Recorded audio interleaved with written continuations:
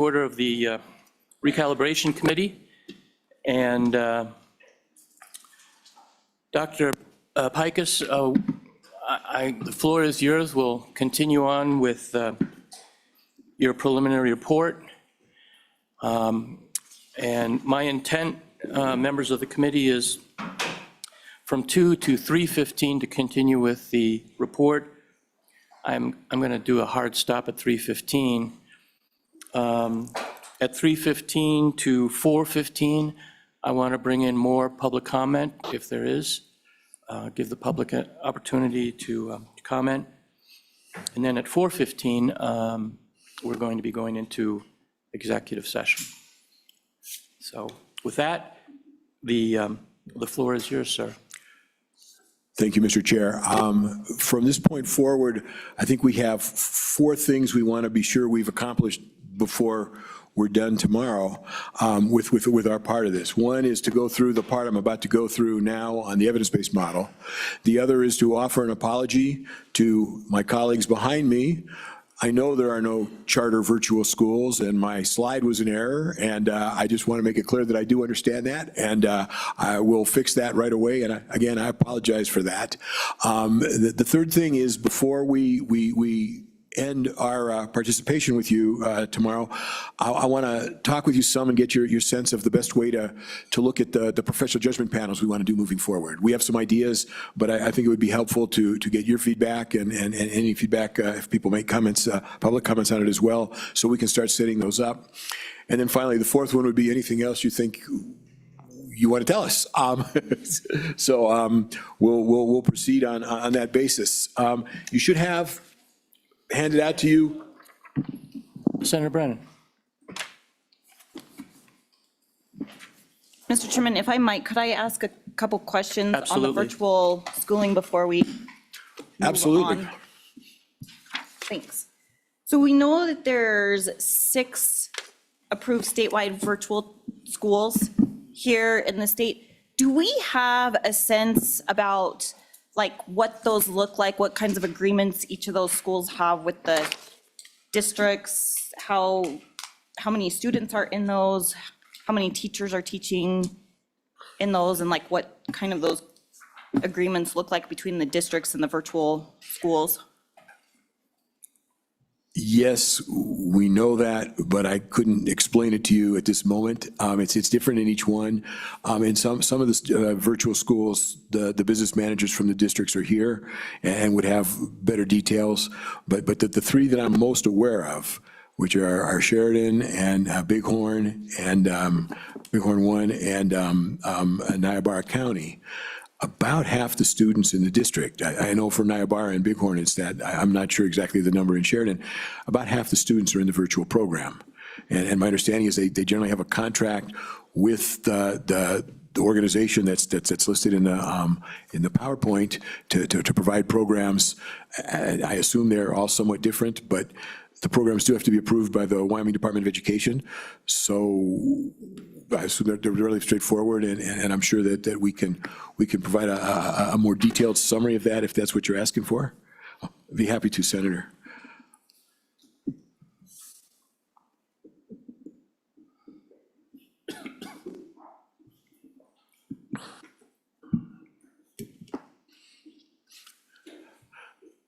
Excuse me, did you have another question? I'm sorry. Okay. Just making my notes so I don't forget anything. So the next step, the heart of this work has always been this rather lengthy evidence-based report. Senator Rothfuss will tell you how many times he's read it, so he's familiar with it. And I, having read it even more times and in more states, I feel your pain. But it's actually a very useful document in terms of understanding educational research and knowing what's there. And I think the staff has passed out to you a paper that looks kind of like this, which is a summary of what I'm about to do. It's the one-pager with numbers. Yeah. And I did hear a rumor that there's some members of the committee who think the presentation is a little confusing, and I'd be hard pressed to argue with you about that. So I'm happy to take any advice you have on how to make it more straightforward for you to be able to access quickly and easily, including just bigger numbers, bigger things, whatever it is. But the way we've done this is the evidence-based model itself is sort of an ever-changing, live kind of a thing because educational research changes. So recommendations that we've made in the past over time may change.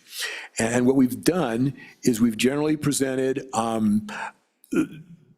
in Wyoming in particular, what our recommendation was at the previous recalibration, so it's a 2020 recalibration. And then we have a presentation of what, for that same topic, the Wyoming funding model is. And often that diverges from our recommended evidence-based model. In the early days, the legislature in particular appropriated more money than our model generated. A lot of that was around small school adjustments, and if there's time and the committee pleases, I can share a little bit of my knowledge of the history, how we got to some of the things that Amanda presented to you earlier, and why they sort of sit there from having lived through all of these. And then the final one is really what the 2025 evidence-based recommendation is. And in some instances, it's changed from 2020. In some instances, it's the same. And so we sort of do that. And then what I've tried to do is simulate what it would cost to replace components of the Wyoming funding model with a similar component in the evidence-based model, or the 2025 evidence-based model. The way I've done it for this meeting is I've used the actual funding model for the state. There's a version of the model that the state used to fund school districts. I'm quite familiar with that because one of the things your statutes require is that essentially when the Wyoming Department of Education, in consultation with the LSO, have a model, they asked me to certify that they've implemented the changes that the legislature had passed and were signed into law. So I know my way around the model reasonably well. I can assure you not as well as Matt Wilmarth, and probably not as well as some of the folks at the WDE. And this is a function of when we first bid to do this work, we proposed that the capacity to use the model and run the model would be left with the state rather than with us, so that every time you wanted something, you didn't have to come to us. A senator at the time I bid thought that was a poor business model. I said, for me perhaps, but not for you. And I think it's worked out really well. I think the capacity for these things should always be with the state, not with me, and there are 49 other states, so it's not been a problem.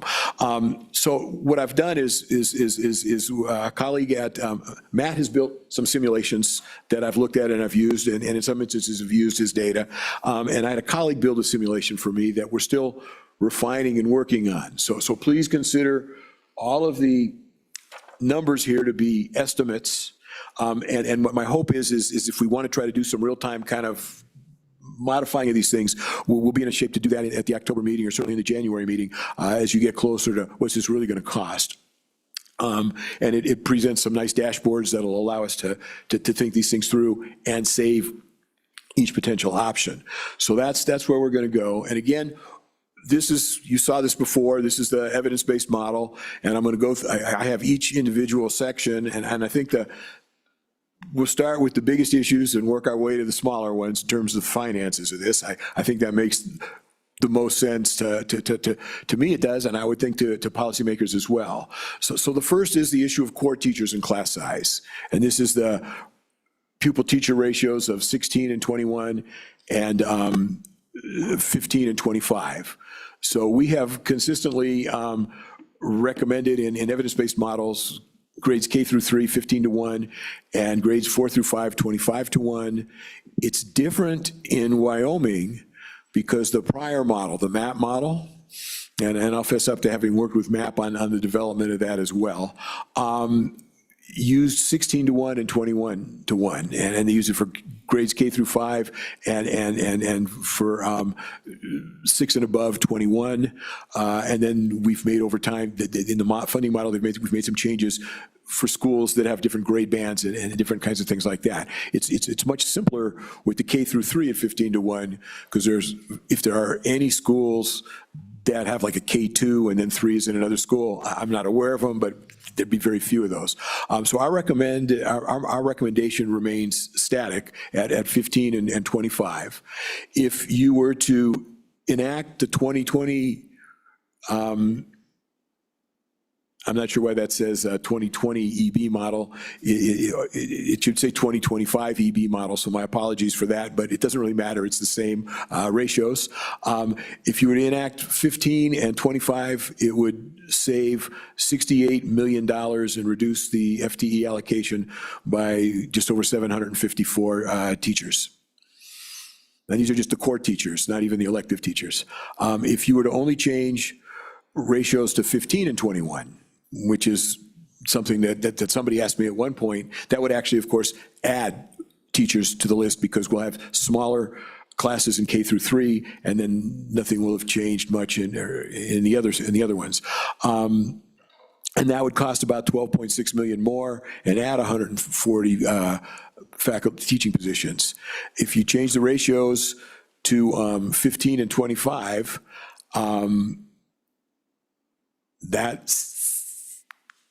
that's not right. It's, okay, let's look, if you look at the summary thing, it's the EB pupil ratios is the first number, the second number is the K3, and the third one is the pupil teacher ratios in grade 4 to 12 only. So I think what we're doing is doing 16 and 25. Or no, we're going to, all grades 4 through 12 would be at 25. That's what saves more. Okay? Repeat that then? Yeah, well, I'm trying to get straight in my head. It was very straight in my head earlier in the week, so I apologize. Okay, what I tried to do was give you different alternatives.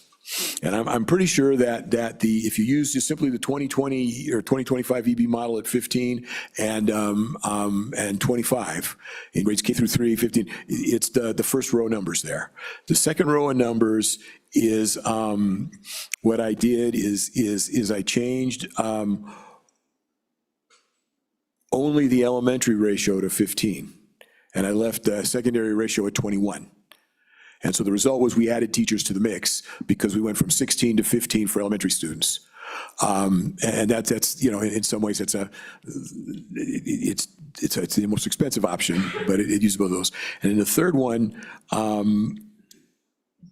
that should be the 16, that should be 15 and 25. So I'm not quite sure what I did to get that different number.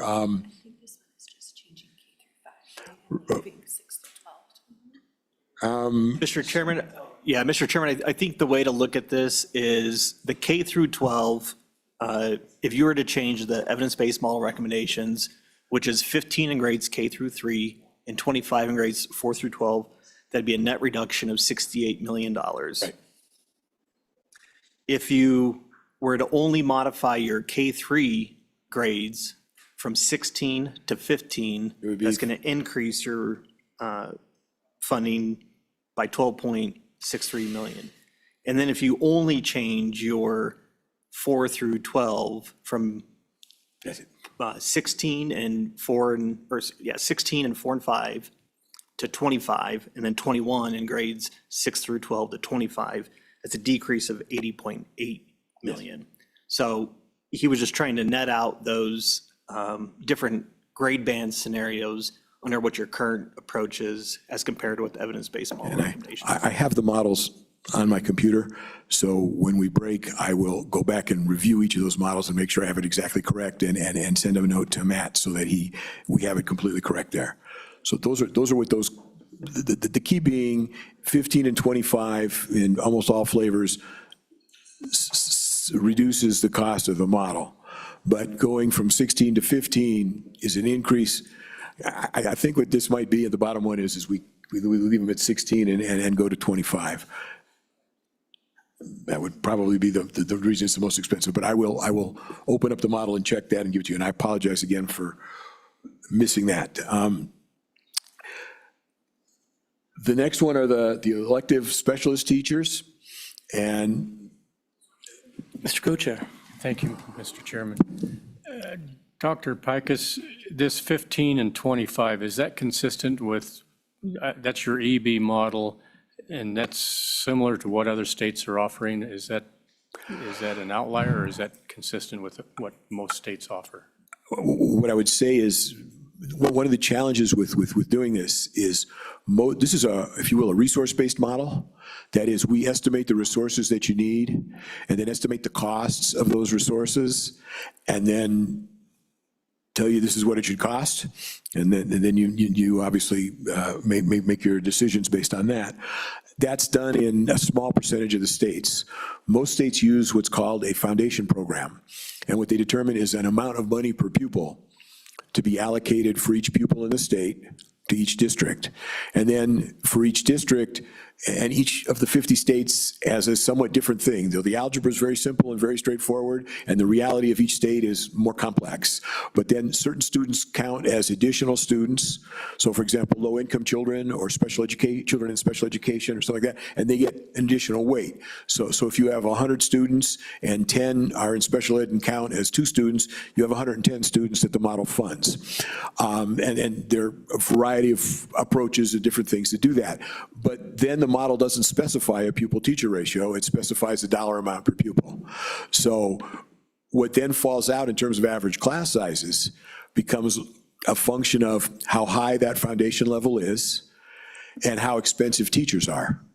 And you know, so in California, where the foundation number is now reasonably high nationwide, I'm not too far off on that, am I? It's not as low as it once was. They still have very large classes in most districts because teacher salaries are quite high, particularly compared to the Midwest and this region here and to the South. In New York, the number's substantially higher. Teacher salaries are, give or take, a little in the same range, but classes are much smaller. So it's hard to say, is it in the same range? And an evidence-based model, the thing is to say, what does research say about what the right class size is?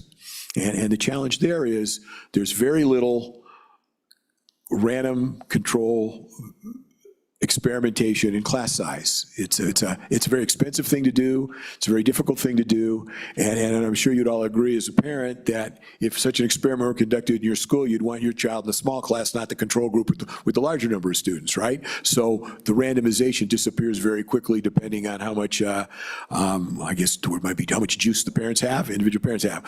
And it's been very, so this is based on a relatively few number of studies that have been done. And these numbers represent sort of our best judgment of where those studies have landed and in terms of those numbers.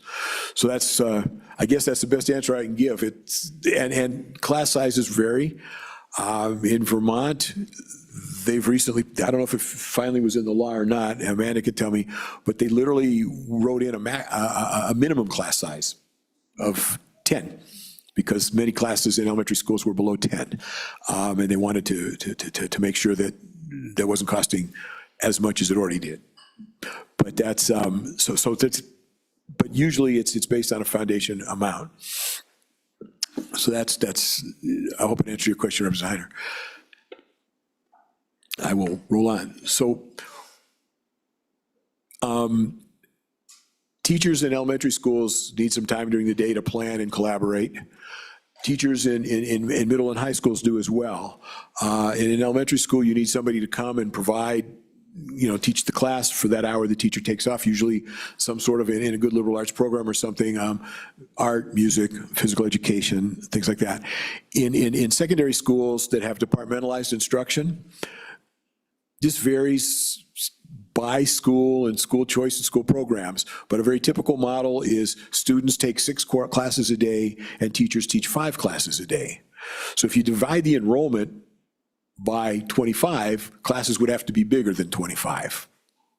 So the model provides elective teachers to accommodate that and provide more teachers. The evidence-based model provides 20% for elementary and middle schools, as a way to get at that, and 33.33% for high school. And the main issue in high schools is that provides enough elective teachers to have what's called a block schedule. So if you have 6 or perhaps 8 periods a day, students take 2 periods together for a class, and then the next day they take another class 2 periods a day. So instead of going to math for an hour and English for an hour every day, you go math 2 hours, English 2 hours, however that works. And then that provides enough elective teachers to give every teacher one of those blocks off each day as well.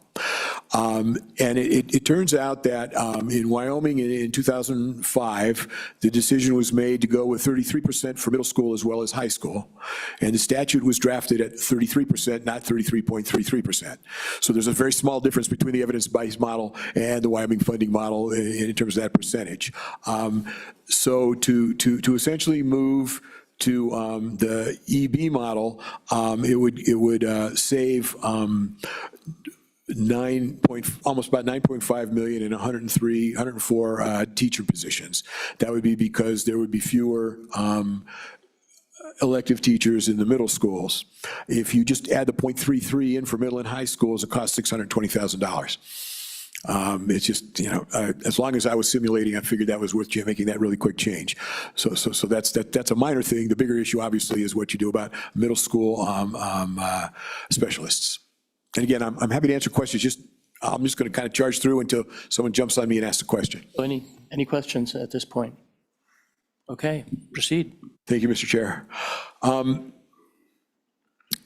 We argued fairly strongly about career and technical education in 2005 that most CTE programs were around technical fields, and that most of that could be done with a computer, and that classes of 25 were perfectly adequate in a high school to provide those programs, but that what schools would need was some additional money for specialized equipment.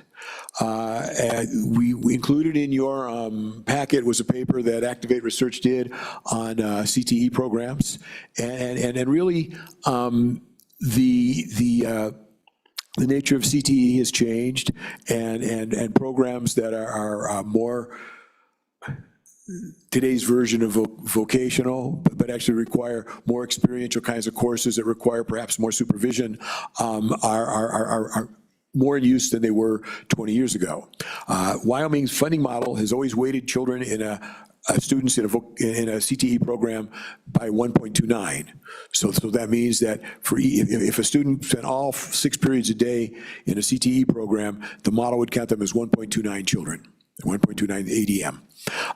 And then the funding would generate all the resources that come with that additional number. We have reviewed that, and not all classes would require those sort of experience learning sorts of things. And our best sort of estimate of what the right number would be based on conversations with people who do a lot of CTE work and based on other states and things is that weight should be 1.2 rather than 1.29. So that's somewhere between the current model and where we were. And then the statutory model has adjusted that $10,000 that we've always recommended for equipment through the ECA to $14,366. And so we would concur that that's the right thing to do given the increase in costs of things like that kind of equipment. So it would cost $1.32 million to increase from the, you would save 1.32 million if you reduce the weight for CTE students from 1.29 to 1.2. And I'm not, it's going to be 14 and a half FTE. So, Dr. Pikus, go over again the reasoning on that slight cut. From 1.29 to 1.2?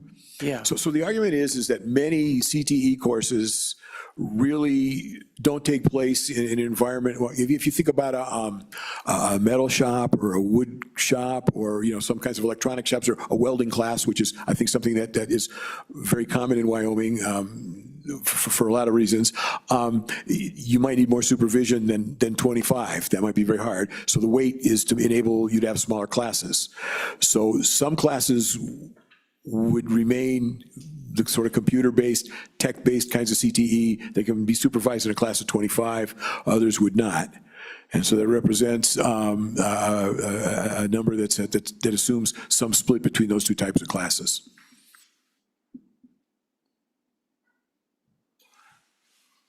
Just letting that soak in for a minute. It's what it really boils down to is us recognizing the reality of the fact that CTE classes actually do look different than in a regular classroom.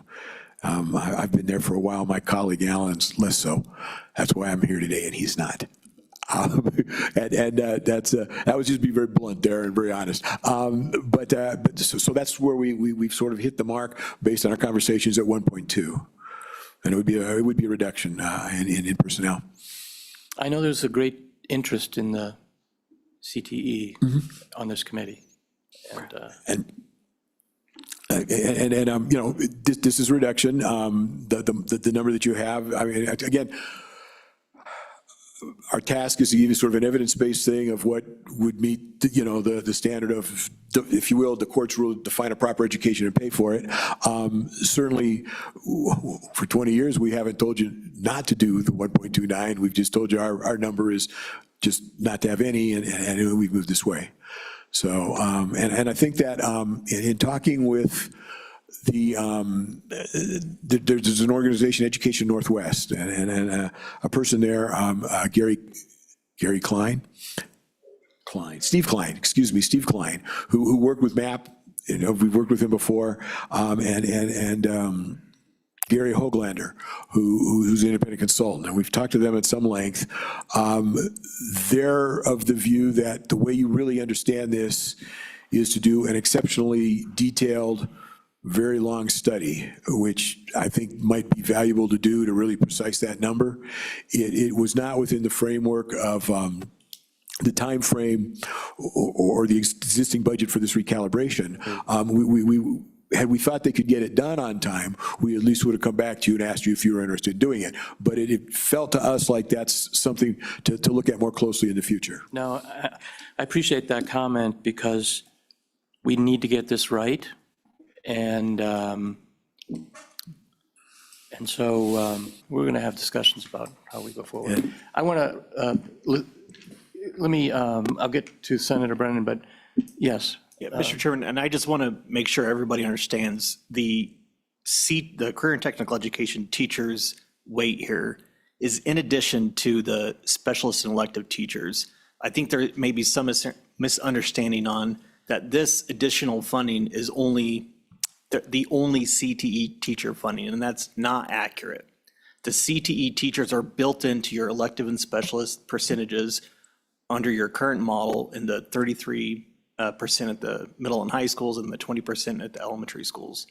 This additional weight provides additional teachers at the high school level only in grades 9 through 12 for those approved courses by the Department of Education. And they reduce the class sizes, as Dr. Pikus was indicating, to smaller than what your model class sizes are. You resource at a level of 21-1. And what this additional weight then does is provides these additional CTE teachers to make those classes smaller. So in those, the welding classes or wood shop classes, that they have a smaller student to teacher ratio count to ensure more likely safety issues, deal with those, and just enough equipment. Yeah, thanks for clarifying that. Well, let me, okay. Yeah, sorry, just on that point, I think it's important to realize the compounding effect, though, that would exist if you're increasing the class sizes in high school from 21 to 25, and at the same time reversing this, your CTE classes are going to be hit double. It's important to realize that, and that's exactly what Matt was just talking about. There's two different areas, so if we took the recommendation to go from 21 to 25 in high school, you've increased the class sizes. If you make this change also, then you've increased the class sizes. So there are two hits that would take place, not just one, for the CTE classes. And this would have still assumed that your secondary ratio was 21 for this little piece of it. The other part was in the things. We've tried to do this one piece at a time. And one of the challenges is that the model's dynamic. You know, so for example, when you weight the students, it generates more teachers, and that generates more elective teachers as well. And if they're at-risk students, it'll generate more at-risk resources as well. and it just kind of flow through the model. Senator Brennan, did you have anything? I think. You're good? Anyone else? Anyone else? Great, thank you, sir. Okay, minimum teachers and small school adjustments, we had a presentation on earlier. It all stems from when we started in 2005, we came up with a number for small schools. It was way less than districts were getting. And so we had a PJ panel and we worked out these adjustments to try to get there. And you know where we are from Amanda's conversation earlier. Instructional coaches or facilitators are an important part of an instructional program. It's the idea behind a coach is that they help teachers be better teachers, but not within the realm of working with a principal as an instructional leader who also has responsibility to evaluate teachers. So it makes it an environment for learning and improving instruction. Our model provides 1.5 instructional coaches for a prototypical elementary middle school, and a minimum of 1 for a school district, and we have recommended it as a categorical program. Currently, the state provides under half of an instructional coach at roughly the prototypical levels.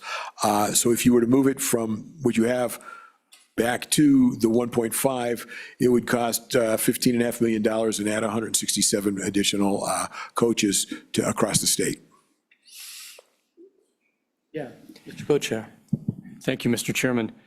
Dr. Pikus, in your model, it says fund as a categorical grant. Could you explain why you're recommending that as a categorical grant?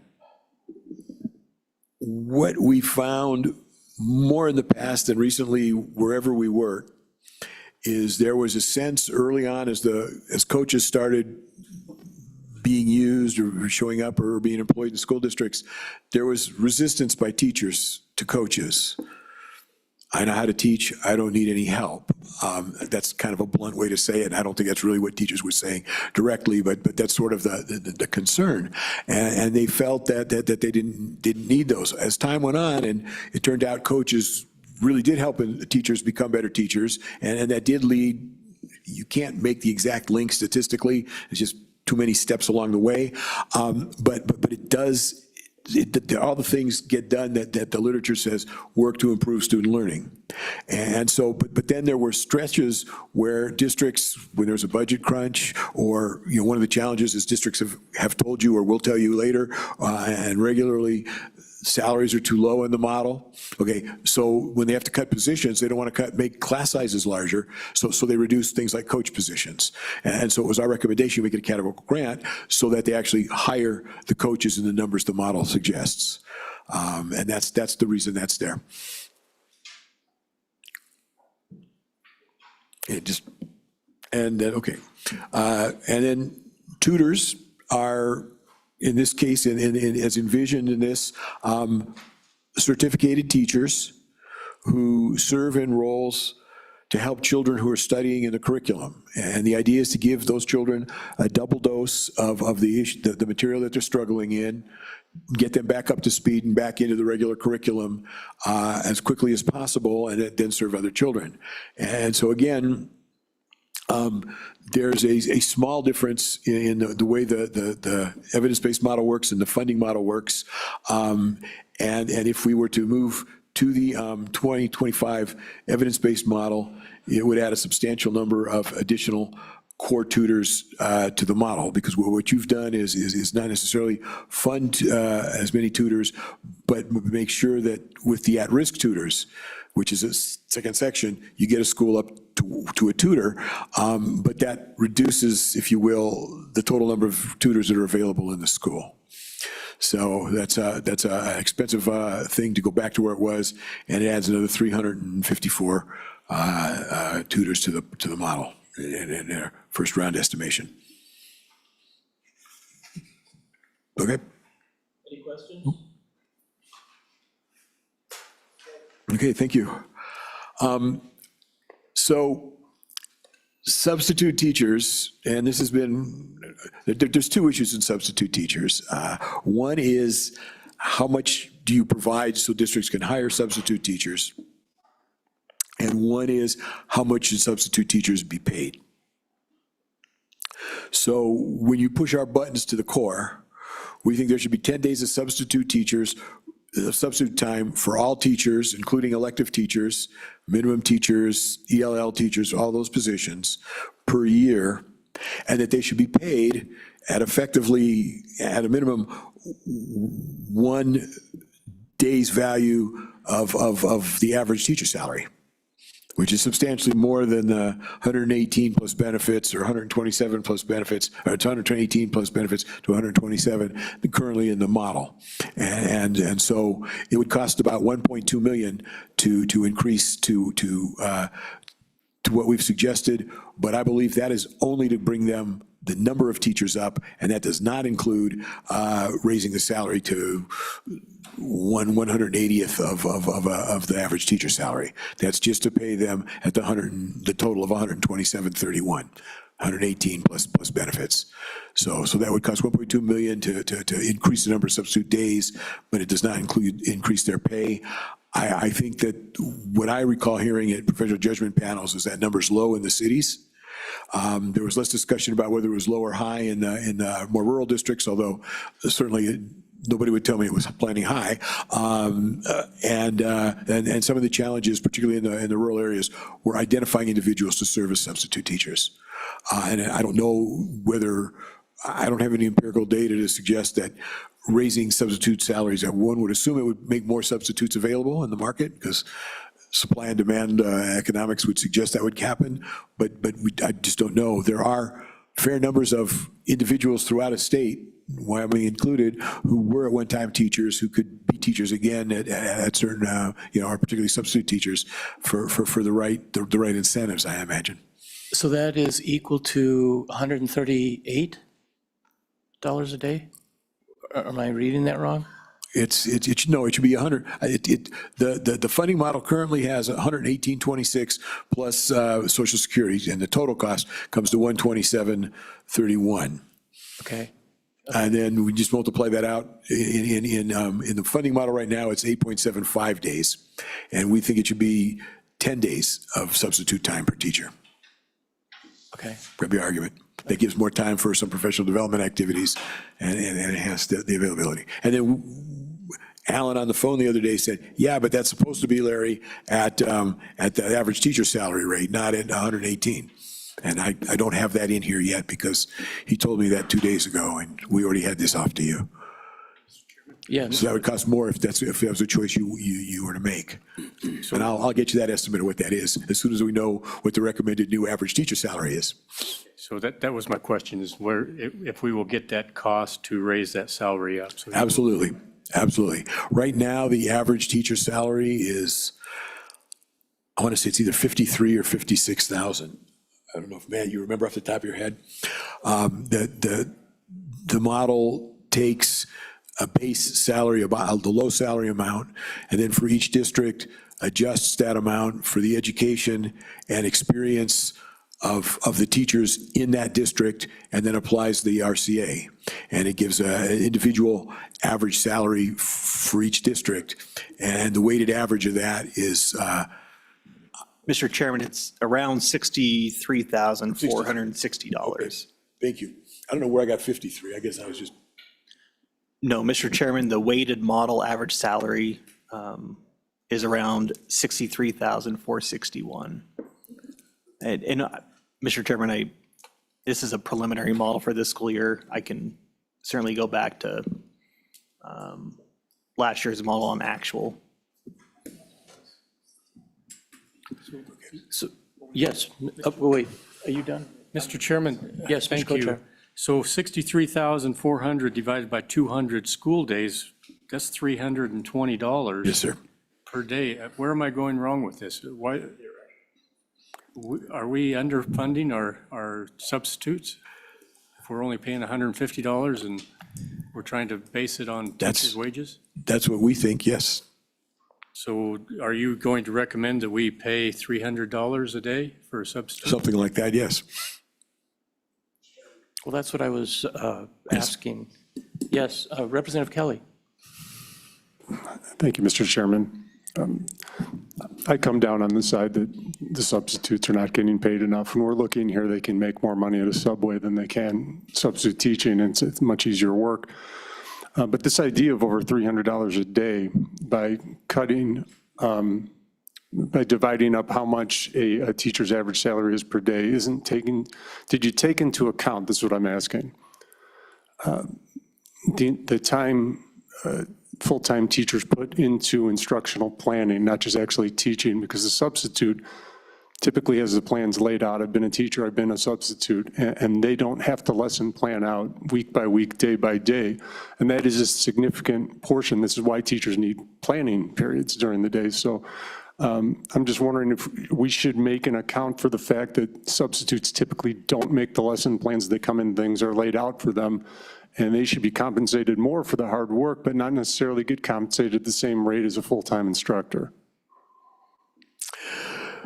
Representative Kelly, I think that's an important and a good point. And I think that's, I think our recommendation would stand at the daily rate that we left, but particularly given the substantial jump, it might make sense to take some time at it. I don't know how you compare. Your logic makes complete sense that if you're not doing all the planning, that's fine. On the other hand, you wake up in the morning and suddenly find yourself with a plan you've never seen before to teach the children all day. That takes a certain amount of expertise as well to be a good substitute teacher. And so how those how you equivalate those two, I'm not sure. That wasn't exactly the right word, but I hope you knew what I meant when I said that. Okay. Yes, Senator Office. Thanks, Mr. Chairman. And I'd ask, as you contemplate that, I think that's a strong point to understand the extra work done. Appreciate Representative's point on that. But we need to make sure, and I'd ask you to make sure that as you're looking at the economics model, that whatever is decided upon is internally consistent. Because, when we're looking at the salary side and the salary pressure on individual teachers, we tend to discount the fact that they're doing out-of-class work. And that would cost us more money if we were appropriately compensating our teachers. But now we're looking for an opportunity to save money on our substitute teachers because they don't do all of the outside work that we discount when we're looking at full-time teacher salaries. So I think it's just important that however we calculate, we're internally consistent. And I'd ask that you make sure that you're consistent with whatever calculation we're doing. Either we're valuing fully the workday and discounting the time afterwards, or we're counting all of the time and adjusting those substitutes. So I just ask, as you look at this and take that into consideration, that it's consistent from full-time to substitute. Thank you, Senator. We will do that. And I guess I would say, our substitute teachers are becoming more and more important.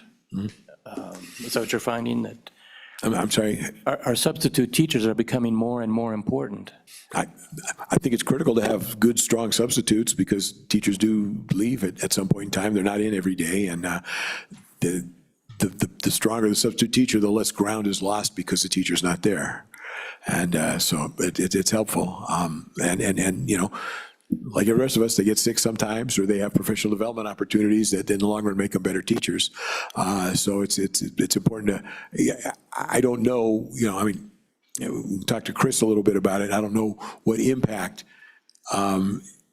raising the salary would have, or the daily pay rate would have on who chooses to be a substitute teacher. I mean, if you're competing with Subway, yeah, hopefully you can get better people if you pay them more than Subway pays them if they have a teaching credential. There's in many communities, there are a lot of people who have been teachers or are credentialed teachers who, for any one of a number of reasons, are not at the present time teaching, whether it's they've retired, but they're looking for something to do sometimes, or they think they have a better opportunity somewhere else. Some of the literature suggests that the opportunities aren't always as good as they think they're going to be, which is a different thing. And sometimes it's just an attractive place to live, and they followed a spouse or a partner somewhere, and they haven't found a job. But substituting is a good way to eventually get into the district as well. So there's just a lot of reasons why people would serve as substitute teachers. I would assume the pool would get larger if you paid more. Mr. Speaker. Thank you, Mr. Chairman. Just Just a quick question, just trying to figure out a little bit on the substitute teaching portion of this. Are you seeing in your information that you're gathering from the districts an increased use of substitutes? Or has that stayed pretty static? I mean, are we kind of using the same number of subs through the course of a school year or in the last 5 to 10 years? Or are we seeing an increase because of, let's say, for outside pressures like, trainings and professional development and things like that, or activities maybe increasing where teachers are having to leave and fill our class with subs? Are we seeing that stay pretty consistent number of subs being required by districts, or do we see an increase or a decrease even? Representative Nyman, I do not have an answer to that question. Because likely in the accounting forms, you would see just a dollar spent on substitutes. So you don't necessarily know how that equates to days used, but we could see what data we have in WDE reports and attempt to estimate that at some point. But I honestly have no answer for your question, so I won't make one up. But thank you. It's a really important, interesting question. Well, Mr. Chairman? Yes. And that's the only reason I would ask that is, just kind of trying to have a better understanding of the demands on our teachers. And as we're seeing an exponential increase in the number of days that substitutes are being asked to come in and fill in, because, why? I mean, are there different demands that are being placed on our educators that they're being taken away from the class? And maybe we're struggling to try to find in this dollar amount people that will come in and fill in. So that's creating other stresses in the system and stuff like that. So I would just be curious to know if we're seeing an increase in demand for subs, and based on what? I mean, it could even go to maybe more activities, more of the teachers are coaching, or some other things like that are being demanded of them to go to different activities. And so more class time is being devoted to subs, and what that cost is to the districts. So.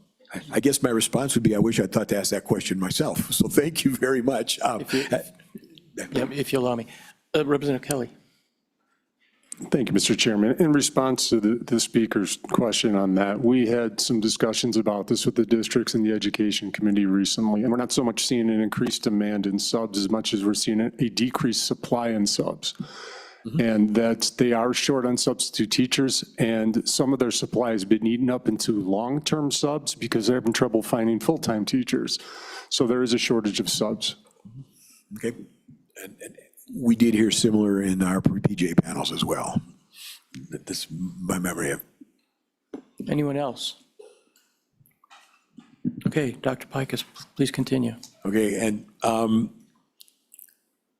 we talked about counselors before. The one, we would have one counselor. I mean, the logic is exactly as I described when we talked about the court, and the cost here is the same. That is, our EB model would have a counselors at a prototypical elementary school, and we think the way to read the court case is mental health counselor equals counselor, and then to bring it up to what the EB model says and what would provide one at each prototypical school is at 13.17 million and 141 FTE, just as we talked about at the earlier this morning. So the state doesn't directly provide nurses in the model. We have in the past used the School Nursing Association's guidelines of one for every 750 students, or ADM, and had recommended a minimum of half a nurse position for each district in work, particularly in other states, and largely some of the work we did in Colorado last year. That just doesn't seem adequate. The challenge is there's a growing number of student needs that only nurses can take care of in terms of medication, other sorts of things.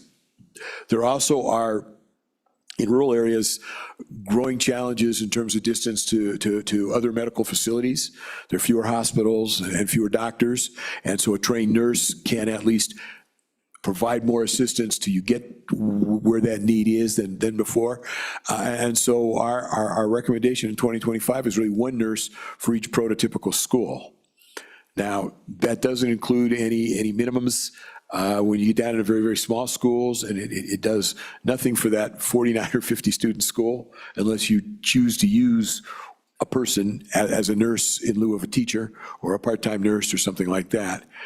I don't remember which district we were talking to at one point in the small school discussion who mentioned that the advantage that they had was the custodian was also a trained EMT. Okay, so they sort of had a nurse for free. I mean, it was one of the small districts with 100 students or so, but that's really not the way to plan to have nursing facilities. So probably a more systematic approach is called for, and that's what, hence the recommendation. Senator Brennan. Thank you, Mr. Chairman. You mentioned that they're seeing more, I can't remember the word you used, but more things that need to be taken care of by maybe a trained nurse or some sort of trained professional in a school. Can you just expound upon like what kinds of things that we're talking about there?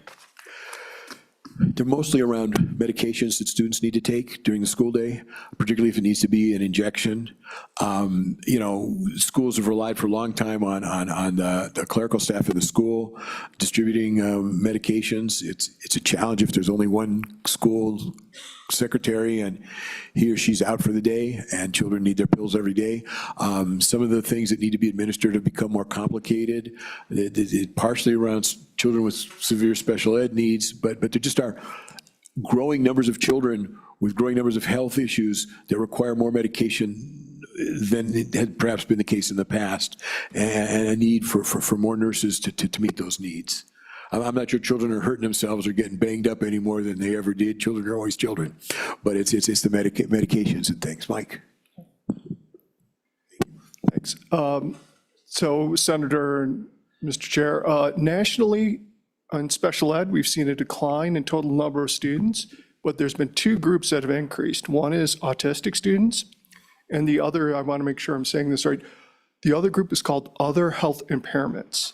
And that's exactly what Dr. Pikus was saying. So this is a national trend, kids needing asthma, kids with extreme allergies, students who need access to a nurse at some point during the school day, and it may or may not impact their learning.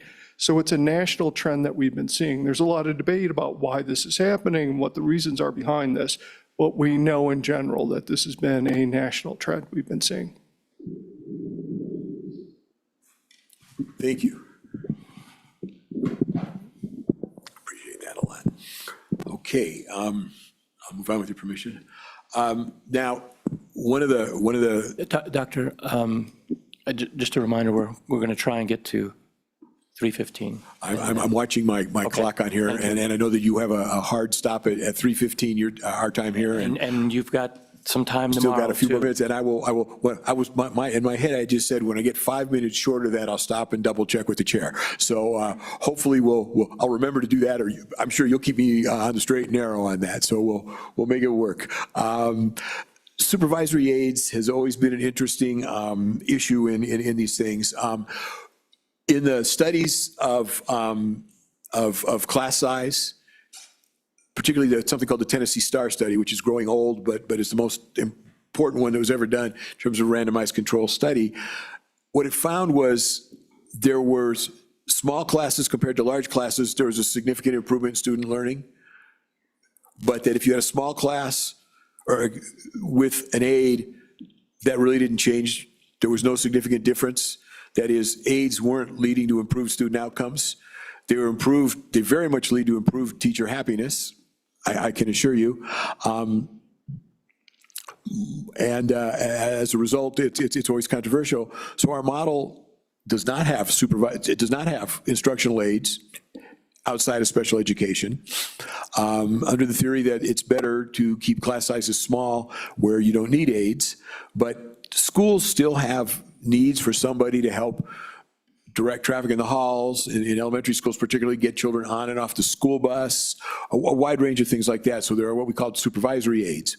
And we have really had the same recommendation from the beginning: 2 per prototypical elementary, 2 per prototypical middle, 3 for prototypical high school. The state fund one more aide or one more supervisory aide at the high school level than the EB model does. And so if you were to move from the funding model to the EB model, it would save $4 million and reduce the number of aides by almost 88 aides.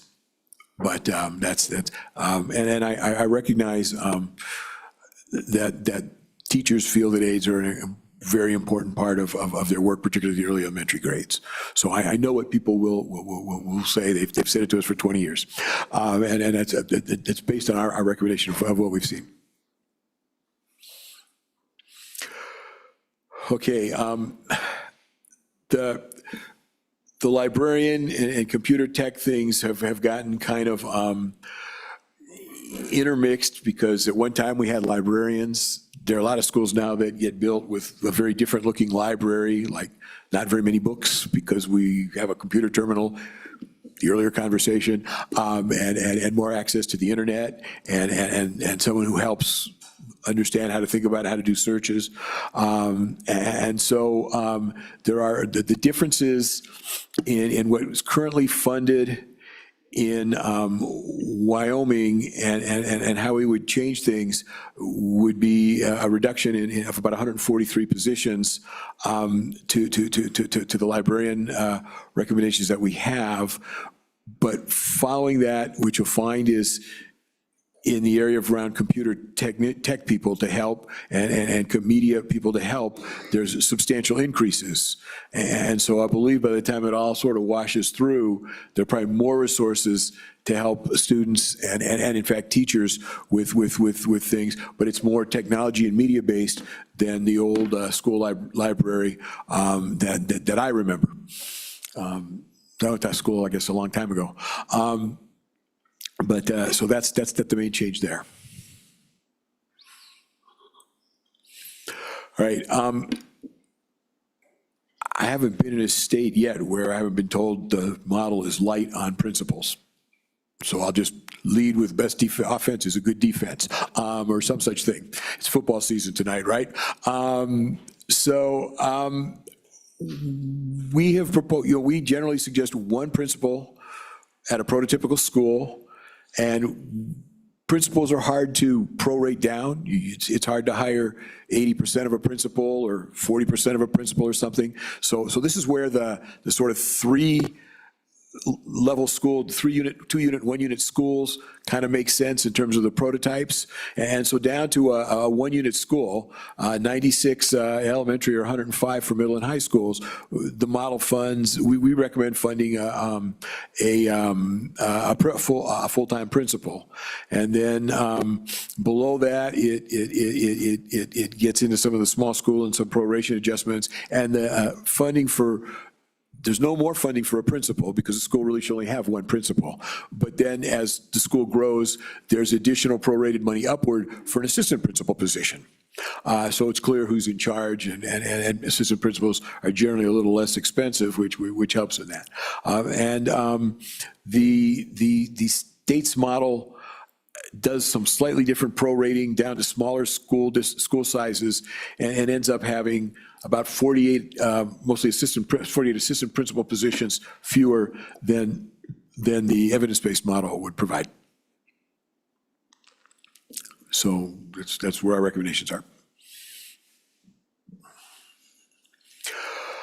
Okay, one of the things that we did in Wyoming 20 years ago was we had this somewhat logic that there were different levels of clerical support. We called them secretaries and clerks. The idea being a school probably had someone funded at a lower cost than some of the secretaries in a central office might have. And throughout, the model has used both of those. Somewhere about 10 or 15 years ago, we decided it became far too confusing to try to distinguish between the two, and just suggested that we simply fund all the clerical positions that are needed as secretarial positions. It gave school districts a little more flexibility, a little more money in the model to make that happen. What throws us off here is that the EB model has fewer positions at a prototypical high school than the funding model. So in the end of the day, there's about a $5 million decline. But and that's, yeah. So that's what's happening there. But we fund them all now at the higher level of the two. I thought that would be like simplify the model and make everything work. And I'm sure it will someday, but so far it's more been confusing than helpful. But that's unique to Wyoming, and we'll get past that as we move forward. But it's to ensure that, there's always somebody at the desk at the school when somebody arrives and needs some help and assistance. Is that an increase then, cost-wise? No, it's an increase in the amount paid per staff, but the Wyoming funding model provides more clerical positions than the EB model. So at the end of the day, we give you fewer people and half of them at a higher pay. Okay. And that's at the high school, where there are 2 fewer positions in the prototypical high school in the Wyoming funding model. And again, my friends behind me will tell you they need them at the high school. So you'll hear that, I think, as well, that high schools have a lot of demands on the people who sit in the front office there. Again, just keeping my defense wide open here. All right, that's the end of staffing for core programs. I can move into dollars per pupil resources. We still have 15 minutes on your clock. Okay, unless there's questions on any of those overall general ones or anything else. Committee, it's my intent that we'll finish here at 3:15. We'll take a 5-minute break, then we'll go into public comment. And we may or may not get through all of these, but we could start up in the morning wherever we leave off, obviously. So here I just have sort of one giant summary chart. And I can walk through each of those. The first one is for gifted and talented. And one of the challenges in gifted and talented is a lot of the way that schools can serve children who are identified as gifted is to put them in more advanced core classes. That is, if they're gifted in math, perhaps and they're a 3rd grader, they take a 4th grade math class. Or if they're gifted in math, they take the more advanced math classes earlier on and go forward from there. The question then becomes, how do it's not a model that has a gifted coordinator in a school, which is a very expensive proposition to add a full teacher to the school for gifted children, particularly in a small school where there may not be huge numbers of them, depending on how you identify them. And there is a model, I can't remember his first name, but Renzulli at University of Connecticut has essentially an online kind of a program to help gifted children. He still only charges about $25 per pupil, which is where our original costs were. At some point, all the models started using the ECA here in Wyoming.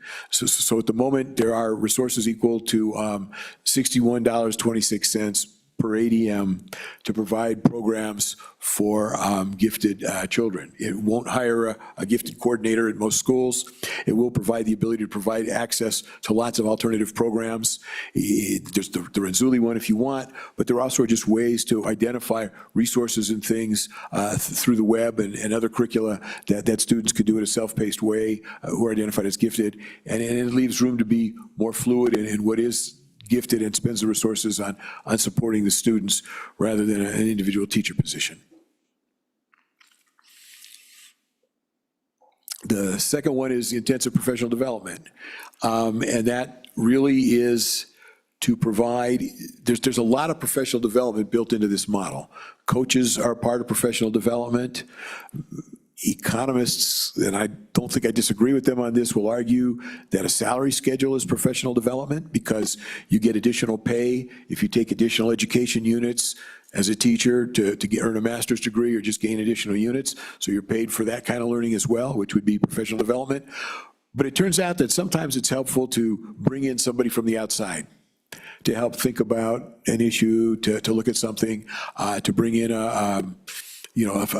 a famous speaker, somebody who knows a lot about learning and or whatever the issue that's of great concern to you.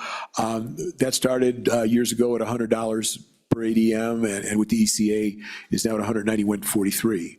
And schools can work together, they can collaborate, districts can use it across the district. There's lots of different ways I think the districts use that, but it's almost $200 an ADM now. I do not have a write-up yet for why the instructional materials has gone up $10 in our model, which would cost another $810,000. Scott Price is working on that. It has to do with the ECA may not have caught up with the exact costs of instructional materials, but what's really changed is we used to talk about a 6-year textbook adoption cycle. You buy 1/6 of your textbooks every year. Now, much more of it is computer generated, or not computer generated, but available online. And rather than just buy a new one every 6 years, it's updated every year, and you pay a license. And what Scott seems to be finding is that the 6-year cost of a license is not that different from the 1-year cost of a huge textbook purchase. So you're buying 1/6 of each of those 6 textbook series every year rather than 1 textbook series every year. The advantage is to the extent that the publisher is doing their job right, the materials are much more up to date. So, but it didn't seem to change the cost a great deal. And then Wyoming does not provide money for districts to create their own internal short cycle or formative assessments. That, you know, the assessment is done through the YTOP. And we would argue that teachers need some resources to build some formative assessments to understand what students know as they come into the class, and also to get some assessments during the course of the year to understand how students are mastering or not mastering the material, to give them more information. If you were to move to our $25 per ADM, it costs $2.2 million roughly. We're still working on technology and equipment. We talked about that some earlier with the cost of the computers, where we're still looking at some central office things that roll along with that. And then, again, CTE equipment and materials, was discussed up above with CTE in element number 5. And that's for each CTE teacher, there's $14,000 that the district has to spend on specialized equipment. And it doesn't necessarily mean it needs to be spent in behalf of that teacher every year, but rather if you want to buy, I have no idea what a lathe costs. All I learned in vocational education when I took it was that I better figure out how to use my brain because my hands were no good, okay? So I wouldn't know what these things cost. Sometimes I wish I knew far more, or more skilled at those things. But at least I had an opportunity. But it's $14,000 per CTE teacher to be used as the district sees fit to support CTE programs. And we're still in line with the funding model, and the evidence-based model are still in line. Student activities, is Boyd still in the crowd? Boyd is the designer of the current model. It's a sliding scale, where as the school gets larger, the amount for activities goes down some per ADM, and he worked that out. So we're gonna change it to the Boyd-Brown activities model in the next version of the report, and it has lasted for many years. In 2020. We did an analysis and tried to work some things up to try to build a somewhat different approach to it. And with Matt's help, mostly Matt's work, we simulated the alternative that we put in place. And using today's numbers, it would cost about almost $5 million more to use our model. At lunch, Matt said he thought it might be a little more than that. So we'll go back and sharpen our pencils on that. And I think I was telling somebody this morning, the hardcore question on this is Wyoming spends more on activities, as near as we can tell, than any other state on a per pupil basis. And the question is the purpose of activities to build teamwork and develop skills and things like that, and the other team that you play. It's less important that they're in the same, if you will, league, but that, or the same size school, but that everybody's having, the programs available so children can learn? Or do you need the kind of competitive athletic associations that you have? I'm pretty sure if we propose the former of those two suggestions, I can find 4 people in the entire state who would think that was a good idea, and 2 more in the entire state of Texas. So I don't know that you're all going to be interested or have any sense of changing that, but we're looking again at the activities to see if there's other things, but they have been very expensive in Wyoming. One moment, Mr. Speaker. Sure. Thank you, Mr. Chairman. Is there, and I'm sure there is, Matt maybe is the one I need to go to. Can we see a breakdown of exactly what we do spend on activities per year Oh, yeah. as a state? By the district, statewide, however, I mean, just dollars actually directed towards activities. Yeah, Mr. Chairman, I believe we've provided that. Let me do some research and I can send that back out to the committee. Okay. Mr. Co-Chair. Thank you, Mr. Chairman. Dr. Pikus, going back to this instructional materials, does this reflect the external cost adjustment that we just recently passed? When you say the funding model is 290, does that include that additional money that we put in there for Yes. ACA? And I would assume it would be the ECA that was applied for supplies and materials. Right. And yes, the 290.97 reflects that. And Scott's estimate, he didn't know what that number was when he did this. He knew, he'd estimated it before. He had a pretty good idea where it was going. But he estimated this in the absence of knowing what that number was. Blind review, right? And as follow-up, Dr. Pikus, with the transition from textbooks to Chromebooks and the software licensing, this instructional materials falls more, there's software licensing, does that fall under this instructional materials? Or Yes. is that a separate category? Mr. Co-Chair, it's the amount of money for both of those, for instructional software as well as for online instructional materials. Mr. Speaker. Thank you, Mr. Chairman. And also on that, just, and another question there is, and I didn't ask this. Matt, will those dollars for activities also include transportation? Cost to go to and from these different events and things like that? Mr. Chairman, that's a separate component. So the amount we allocate through the block grant or the education resource block grant model is only for those expenditures related to providing those activities, not the reimbursement of those students across the state or even out of state. Okay.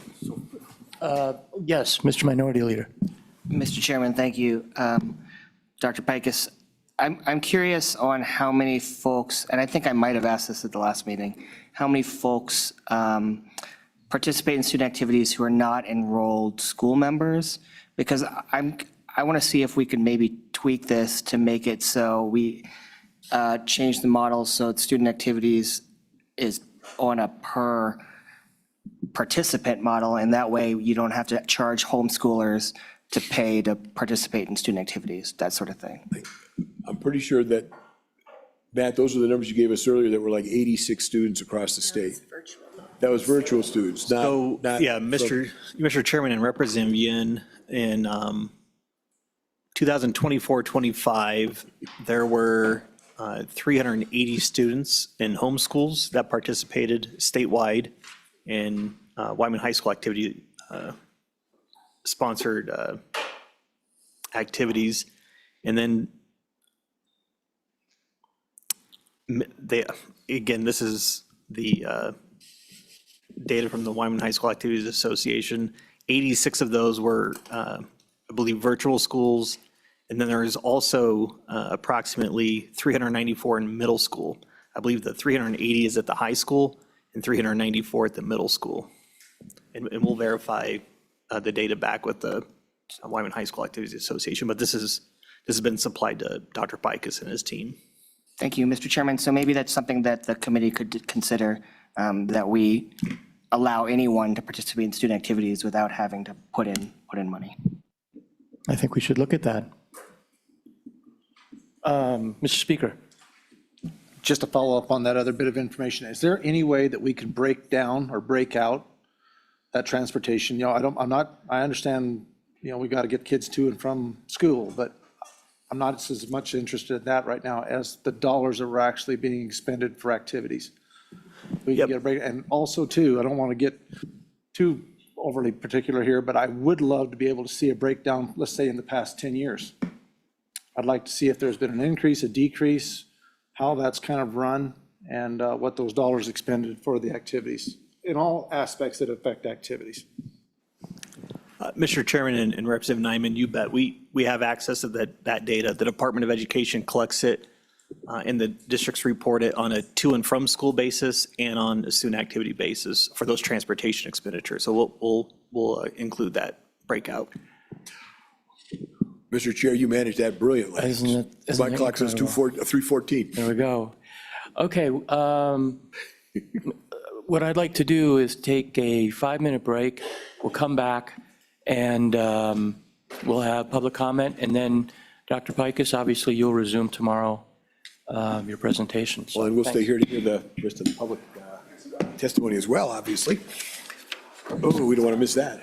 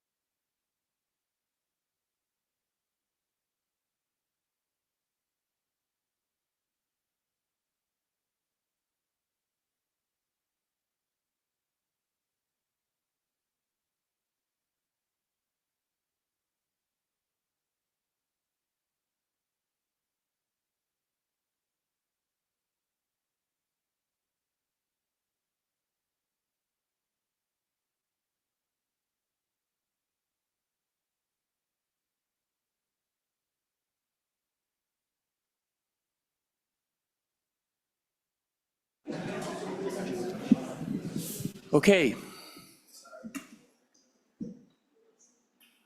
What I'd like to do now is what we did earlier this morning, which is to just entertain some public comment. And let me put a time on this. Again, if you can keep your comments to 2 minutes, I want to make sure everyone has the opportunity to speak. And I'm going to try and have a hard stop at 4:15 if that's needed.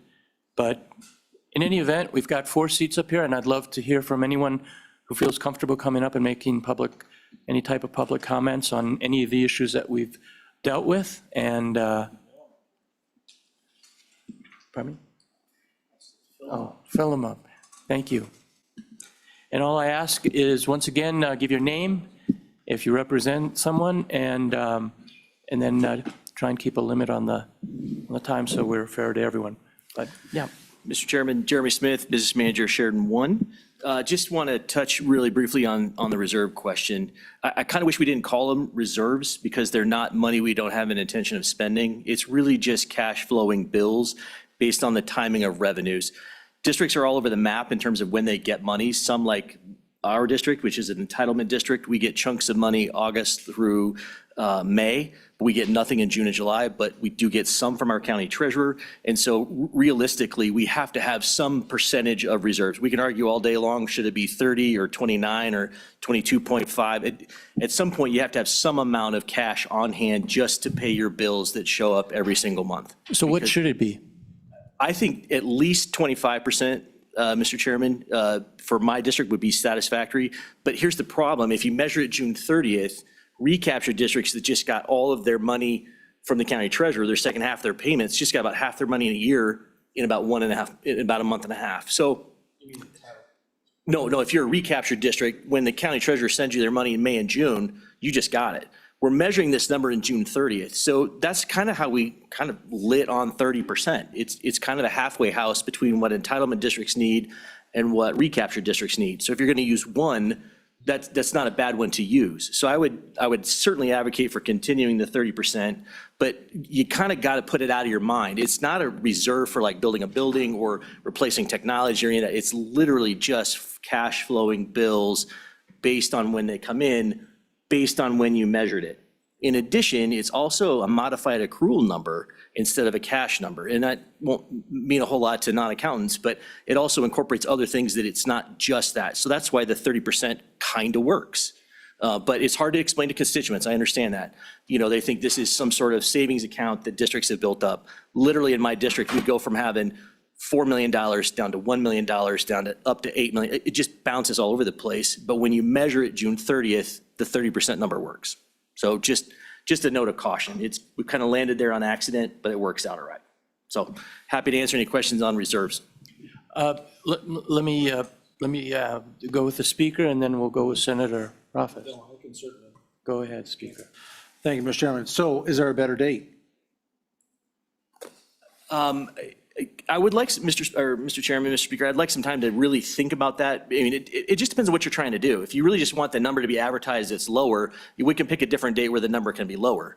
But keeping it June 30th is also the end of our fiscal year, so that also does make sense. It's a sensible date to measure, but it just depends on what your purpose is. I'm just telling you that we need somewhere between 25 and 30% if you're going to measure it June 30th. And that's it. That's as good a date as any to measure. Senator Rothfuss. Thanks, Mr. Chairman. You know, I think what you pointed out about calling it a reserve is accurate, that we've been calling it a reserve because that's what it says in statute, but it's almost like it's your checking account.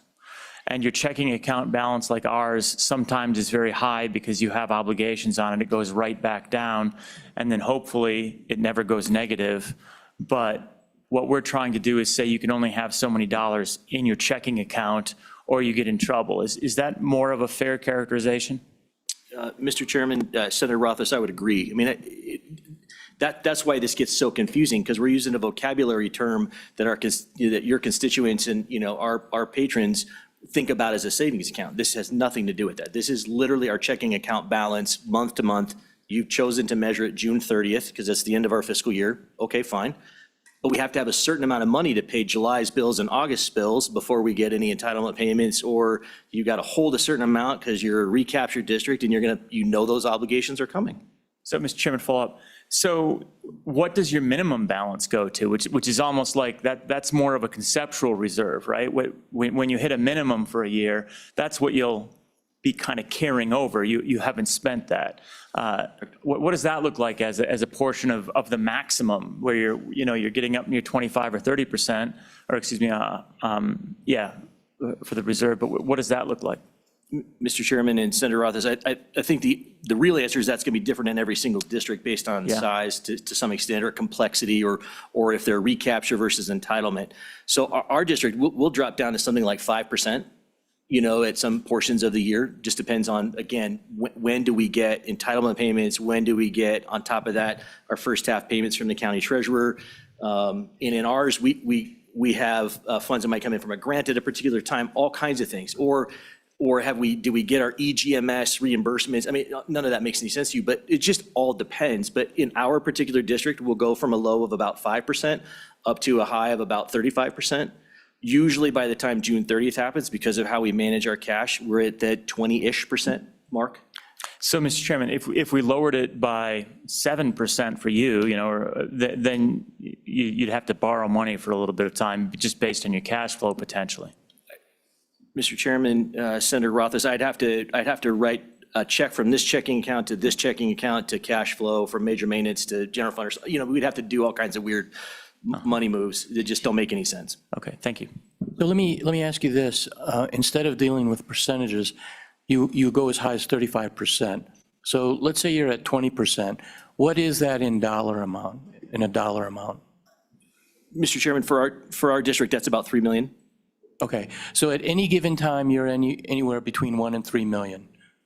Correct, Mr. Chairman, and we'll go up to as high, as like 5. It just depends. What day did you measure? Did you measure on the 15th when I got my payment from the entitlement? If you measured on the 15th, it might be 5 million. If you measured on the 17th, right after we make payroll, it's like 1.5. It just depends on the day you choose to measure it.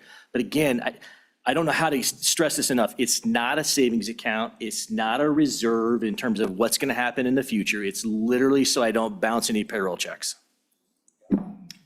May I follow up, Chairman? Go ahead. Just on the reserve, because we're a recapture district. So again, 25% for us is around $2.4 million. But we have to, like June, when we get our payment in June, we give most of that money back to the state as a recapture payment. So we have to have enough money to pay July, August, and September's bills. And then we actually get a loan from the state to pay October, November's bills, because December's when we get another payment. So it is a big convoluted mess, but 25 or 30% is definitely needed just in our checking account, as you stated, so we can pay July, August, September, October, November's bills, because entitlement and recapture are treated completely separate. And so a recapture district actually needs more money for longer, because we're missing more than just 2 months' payments. So let me ask you this. You said it's wrong to call it a reserve account, using the typical definition of what you would think. Does your school district then have a reserve account that is understood as a reserve account versus an accounting mechanism for reimbursing? Mr. Chairman, we do. We call it our capital construction reserve account. Right. And for us, it has about $500,000 in it. We've built, in the last 20 years, we've rebuilt lots of our schools. And so we don't have to have as large of one if we were in the midst of getting ready to build a school, because you got to cash flow all that or add. Anyway, I won't go any more to that. But yeah, our district doesn't have a large quote unquote savings account. And what's your enrollment? Mr. Chairman, we serve about 1,350 students every day. Okay. Other questions? Okay, great. Next, welcome. Thank you, Mr. Chairman. Jed Ciccarelli, CFO for Laramie County School District Number 1. I won't repeat a lot of the points that Mr. Smith made, but I would just add a couple of important nuances when it comes to the cash reserve conversation. The first being that there are various very nuanced issues that would present different needs for cash flowing our own district operations. Entitlement and recapture districts that we just discussed is a big piece of that.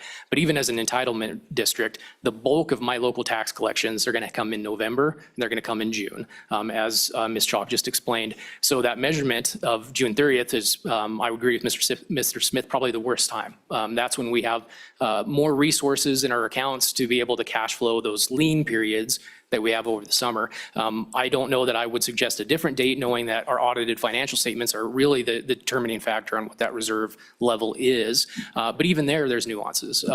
What it does is it measures our fund balance that's not legally restricted. So that means that a district like mine, a real life example, we have typically $6 to $7 million of obligations to pay vendors or contracts or supply orders. These are real costs to us, but they're counted as a reserve balance for us just because we haven't cashed those out. We haven't expensed them out. But those are obligations of the board, and we have multi-million dollars in payroll expenses that we're still paying that those contracts incurred over the year. The last point I would make with regards to cash reserves or the reserve limit is that part of it is the balancing act of estimating our local tax collections for the year. The biggest factor that determines our entitlement or our recapture amount is our estimates of what we'll collect in taxes. And certainly the changes over the last few years have made that exponentially more difficult for us.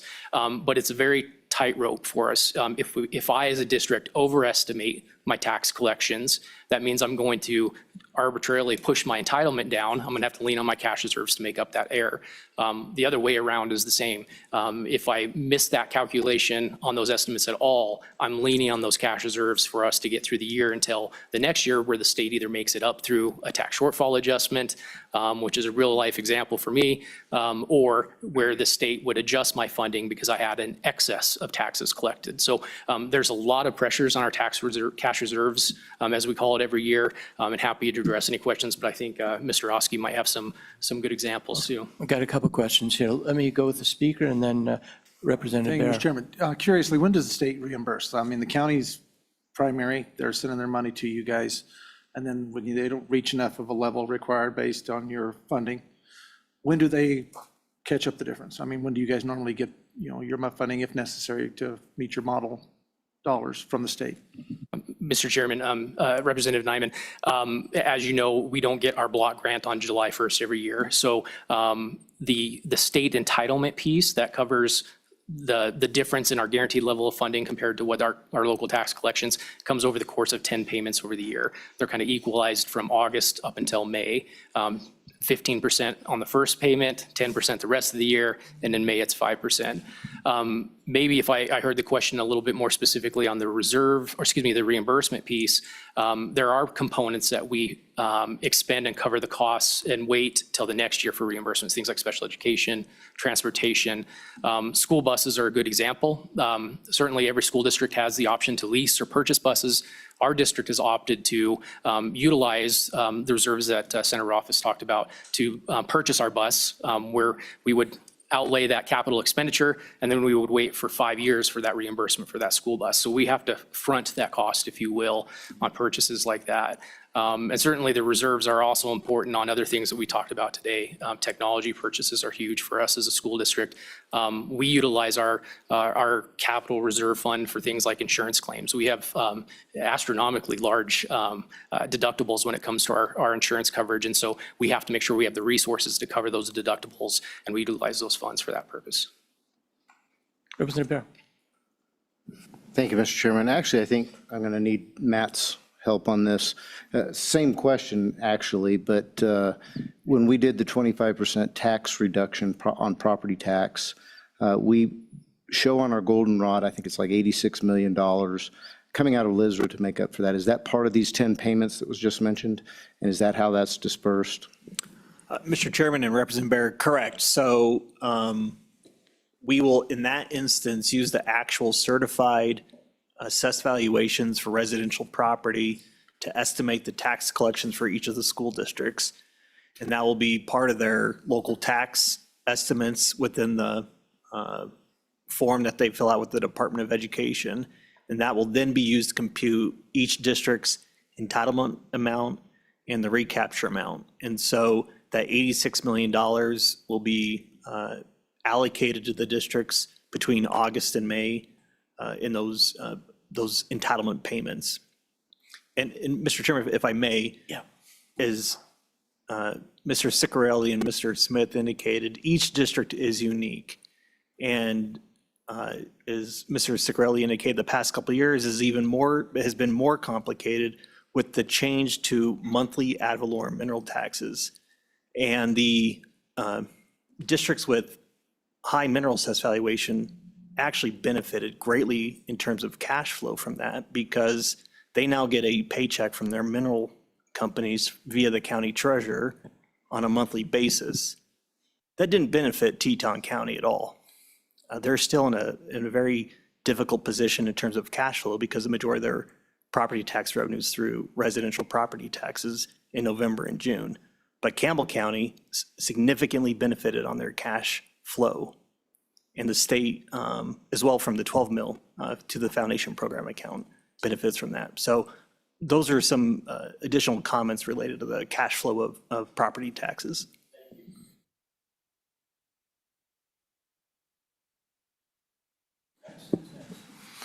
All right, Chairman, Charles Oskey, Superintendent in Johnson County School District Number 1.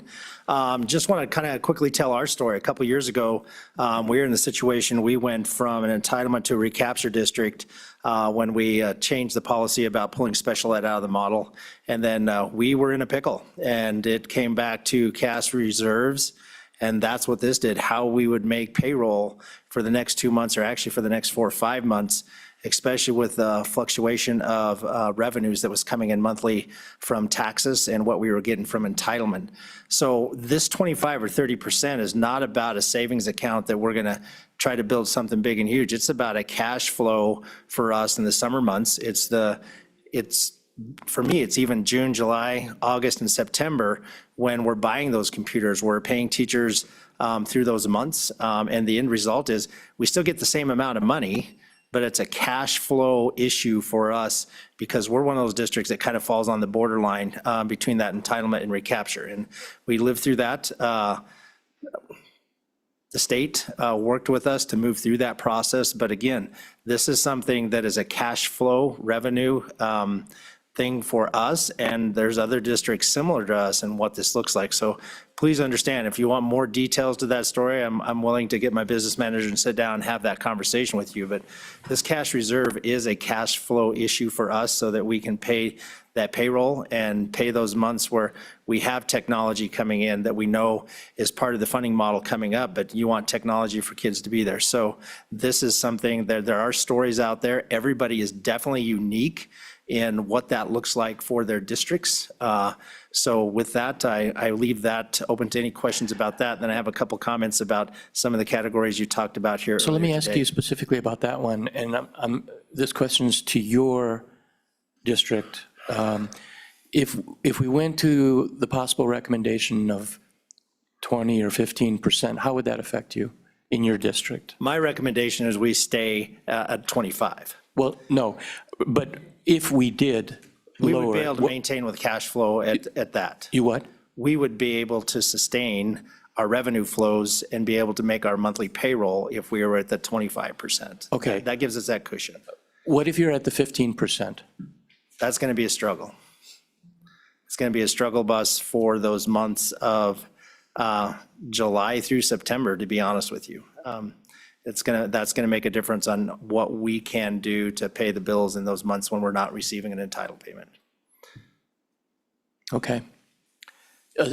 Who's next? Who am I seeing? Senator Brennan? Yeah, please go. Thanks, Mr. Chairman. I just want to make sure that I'm understanding correctly that there's a lot of one-time costs that come at the beginning of the school year, such as maybe the purchase of computers and stuff like that. What about, is there other things, like when we're talking about subscriptions of materials, are those like a yearly, are those monthly? What other things might be like this bulk payment at the beginning? And I feel the pain of that. I just bought a bunch of school books for one of my kids, so I get that. Chairman, Senator, for me, it comes back to paying those teachers' salaries through those months. Those are some of the biggest payments we have. And then, that reimbursement for some of the federal grants, and the grant applications are due, and that cash flow itself, you have to cash flow that before you get reimbursed. So there's several things within those summer months. Your major maintenance comes in quarterly. So those are things you don't get, used to get a big check for major maintenance, and know those come in quarterly. So there's a lot of financial planning that goes along with that. But for me in our district, a lot of that cash flow through those months, when you talk July, August, and September, are with salaries. Okay. Did you have a follow-up? Yes, Mr. yes, Chairman, please. thank you. To answer Senator Brennan's question, yeah, we have, our subscriptions for our student information system. That's when our property and casualty insurance, payments are all due. It's when we're paying Apple or we're paying, whoever we bought the Chromebooks from this year, all of those upfront expenses, because you need those things to arrive in the summer to deploy, for the first day of school. So yeah, it's not just your regular monthly salary components that happen, but it's also those startup costs, let's call them, annual just school startup costs that all come in July, or August. And so it's just very difficult. And so it's unfortunate that we call it a reserve, and in people's minds, they think of savings account. This is just literally, we're just cash flowing the bills we got to pay every single month. Okay, Representative Bear and then Representative Kelly. Thank you, Mr. Chairman. Again, I'm going to turn to Matt. So it was mentioned earlier by this group of commenters that loans were provided by the state. And it's my recollection that we do those loans out of the school foundation program. Can you confirm that and explain how these loans to cover the cash flow issues that districts have been managed in the past? Is that administered by the Wyoming Department of Education or someone else? Yeah, Mr. Chairman and Representative Bear, thanks for the question. You're correct. The Department of Education does administer these loans, and there are two qualifying factors. The first is a district has to have its foundation guarantee or its entitlement payment be less than 20% of its foundation program guarantee, meaning 80% of its or more of its foundation program guarantee is funded by its local revenues. So obviously recapture districts would fit within that group of school districts. In addition to that, the Department of Education requires those school districts to show a cash flow analysis. So the example I gave earlier was Campbell County School District number 1. They're a recapture district, but they didn't qualify for a loan based upon the cash flow analysis of receiving monthly ad valorem property tax revenue. There's no reason for them to receive a loan from the school foundation program account to cash flow their foundation program amount, because they're receiving substantial revenue from those property taxes. So the amount that they can get loaned is up to, I believe, 20% of their foundation program guarantee or foundation program amount. And they work with the Department of Education based on the cash flow analysis to determine what the appropriate amount is. That is then due back to the Department of Education by December 15th of each year. And so the reason for that, the philosophy behind that, is that they receive their first substantial non-mineral property tax distributions from their county treasurers, which should be approximately 50% of their total property tax or from non-mineral. Then a recapture district is required to rebate 40% of their recapture amount to the state in January, by January 15th. That's if their recapture amount is less than 300% of their foundation program amount. So recapture districts not only would have to send back, if they get a loan, send back their recapture or their loan from the state in December, then 40 or 50% of their recapture amount in January. So then we talk about other cash flow in terms of entitlement payments. They get their 10 payments for their entitlement amounts, and that varies based upon the local revenue. They also receive in that same schedule their special education reimbursements as well. I hope that helps. So yeah, any loan is from the school foundation program account, and it's hopefully due back or receipted by the end of December. Please. So this is basically an in-kind loan. There's no interest. And this is actually just allowing for the cash flow, which is what this entire conversation about reserves is about. And the most affected, as what I'm hearing, the most affected districts are the ones that are recapture districts. And for instance, when you say Campbell now has a much improved situation with the monthly ad valorem payments on minerals, that their reserve requirement to keep their cash flowing would be reduced, as well as their need for a loan from the school foundation program. And a follow-up on this whole thing is, has this ever created problems for the SFP fund, where we're loaning these funds out? Yeah, Mr. Chairman, the discussion of cash flow, not only to school districts, but to the foundation program account is not new. In fact, this select committee in the 2010 interim, as part of its legislation, it sponsored a change to the distribution of entitlement and recapture payments back to the state. The state used to provide districts 3 entitlement payments, 33% in August, 33% in October, and the final payment in February, which put much strain on the school foundation program account.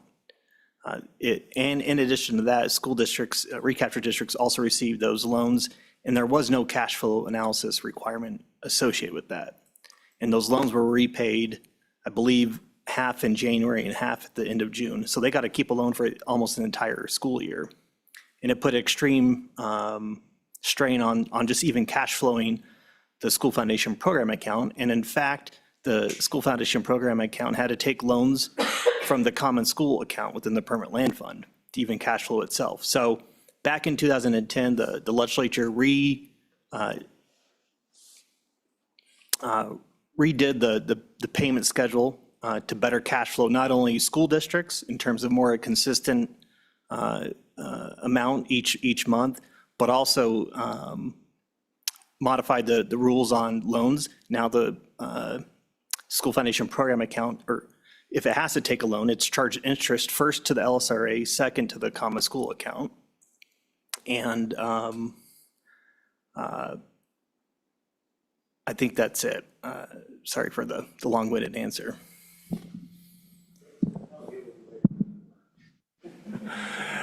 Thank you, Mr. Chairman. Because we're tasked here with adequately and efficiently funding our school system here, I just want to clarify that I'm understanding this correctly, because we spent a good amount of time on this.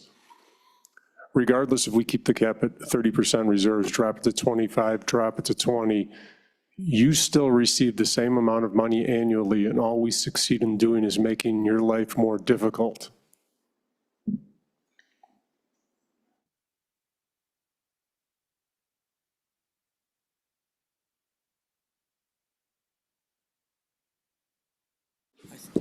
In response, if you change it back to 20, correct, we get the same amount of money annually as our foundation guarantee, but it does make it very difficult to make those payments over the summer months if you reduce it. So just to clarify then, the state saves no money. You get no extra money with you're not putting more money in your pockets. Your districts aren't swimming in cash. We're just giving you more flexibility to do your job more efficiently. That is 100% correct, Representative Kelly. Ditto.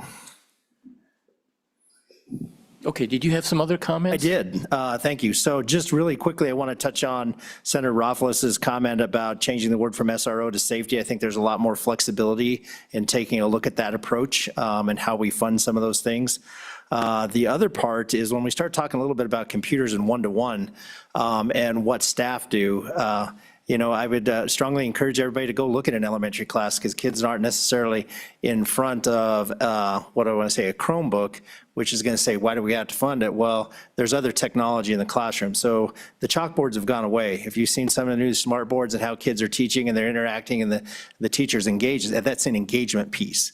how do we keep kids engaged? So that's not only the infrastructure that we keep, the one-to-one technology or some other things, there's just a lot more behind that.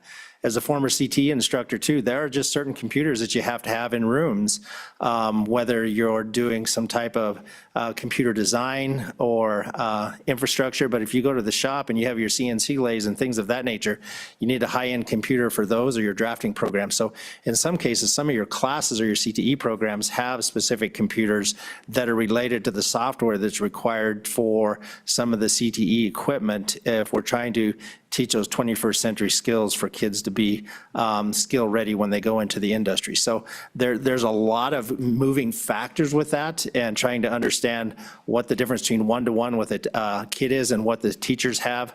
I just want to clarify that sometimes that picture is painted that we have kids behind computers all day long, and that's not necessarily the case. There are some other technologies that we do to engage kids, and at the earlier levels, it might be an iPad. It's just different types of technology that we're trying to maintain and keep, so that not only are we engaging kids, we're preparing kids for the real world, so.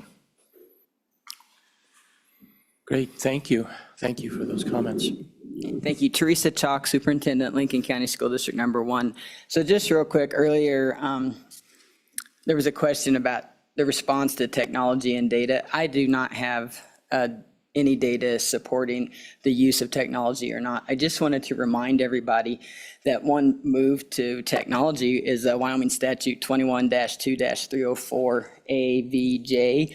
It states, to the extent possible, the statewide summative assessment shall be administered using an online platform. And if those of you who remember when our state assessment was paper pencil, the state paid every district to do measured achievement progress map. So I just think that we all know good teaching and testing is we teach using the tools for which we test. So I just wanted to point that out. I have no other data point other than Wyoming statute. My second point, and Mr. Wilmarth may correct me on this, but teacher salary with the 8.5%, I got to put my glasses on, sorry, with 8.5% increase, that just roughly brought base pay to $44,108. I think that number's pretty close to correct. And that's still less than most districts pay. So all we did was start closing the gap. And the reason I bring this up is because we're dealing with a legislator in my district that's saying, we legislated an 8.5% increase, only one district did it. Well, we told our staff, if you would like us to pay you what the state gives us, we'll gladly reduce your salary. Because they wanted 8.5, and it's like, you're at 55.5. The base is 44,108. So I just want to make it clear that we're just coming closer to closing the gap. We've not done it yet.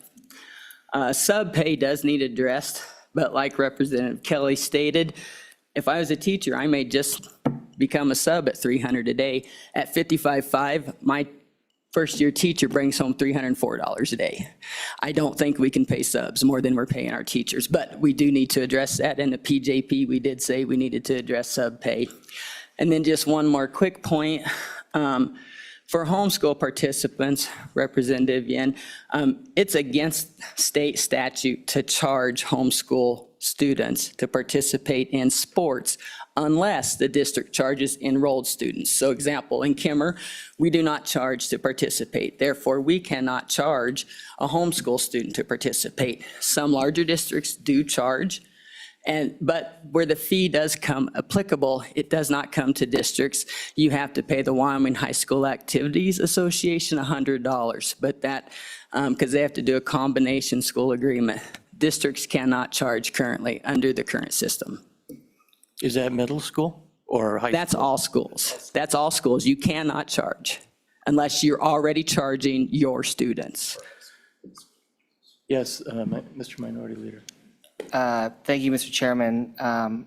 Madam Superintendent, does that mean, so you can't charge more than you're charging an enrolled kid, but you're also not getting money for the new kid that is also being enrolled as well, is that correct? So Chairman and Representative, and that is correct. So we cannot charge unless we're already charging, and we do not receive any money for a homeschool student. So when a homeschool student participates and we go from Kimmer to Lovell for a game, we're paying for that kid's meals, we're paying for that kid's hotel room, and there's no reimbursement to the district. Mr. Speaker. Oh, yes, I'm sorry. Senator McEwen. Thank you, Mr. Chairman. I heard you say earlier that if you gave the teachers an 8.5% raise, that would actually lower what they made? I said if we gave them the money that the state put into the model, we would be reducing their salary. 46 of your 48 districts pay more than the model allows. Quick follow-up. Yes, please. So I think you said they were at 55-ish? Yes. Don't you have the ability to give them 8.5% more than that 55? So Chairman and Representative McEwen. I think it's senator, but that's okay. Oh, I meant senator, I'm sorry. Senator, I apologize. So the issue is that with reducing enrollment, we told our staff years ago when we went from a 44 base to a 50 to try to recruit teachers, that we could maintain this if we did not have a drop in enrollment. Well, we've lost 100 students. So we base that on our current ADM and what we pay, salaries versus non-salaried. And so what we do to keep that is we keep chipping away at our non-salary things. Like, for example, in my district, I have 4.5 administrators. The only district in the state with less is Matitsi. So we keep adding to our administration so that we can pay our teachers. Okay.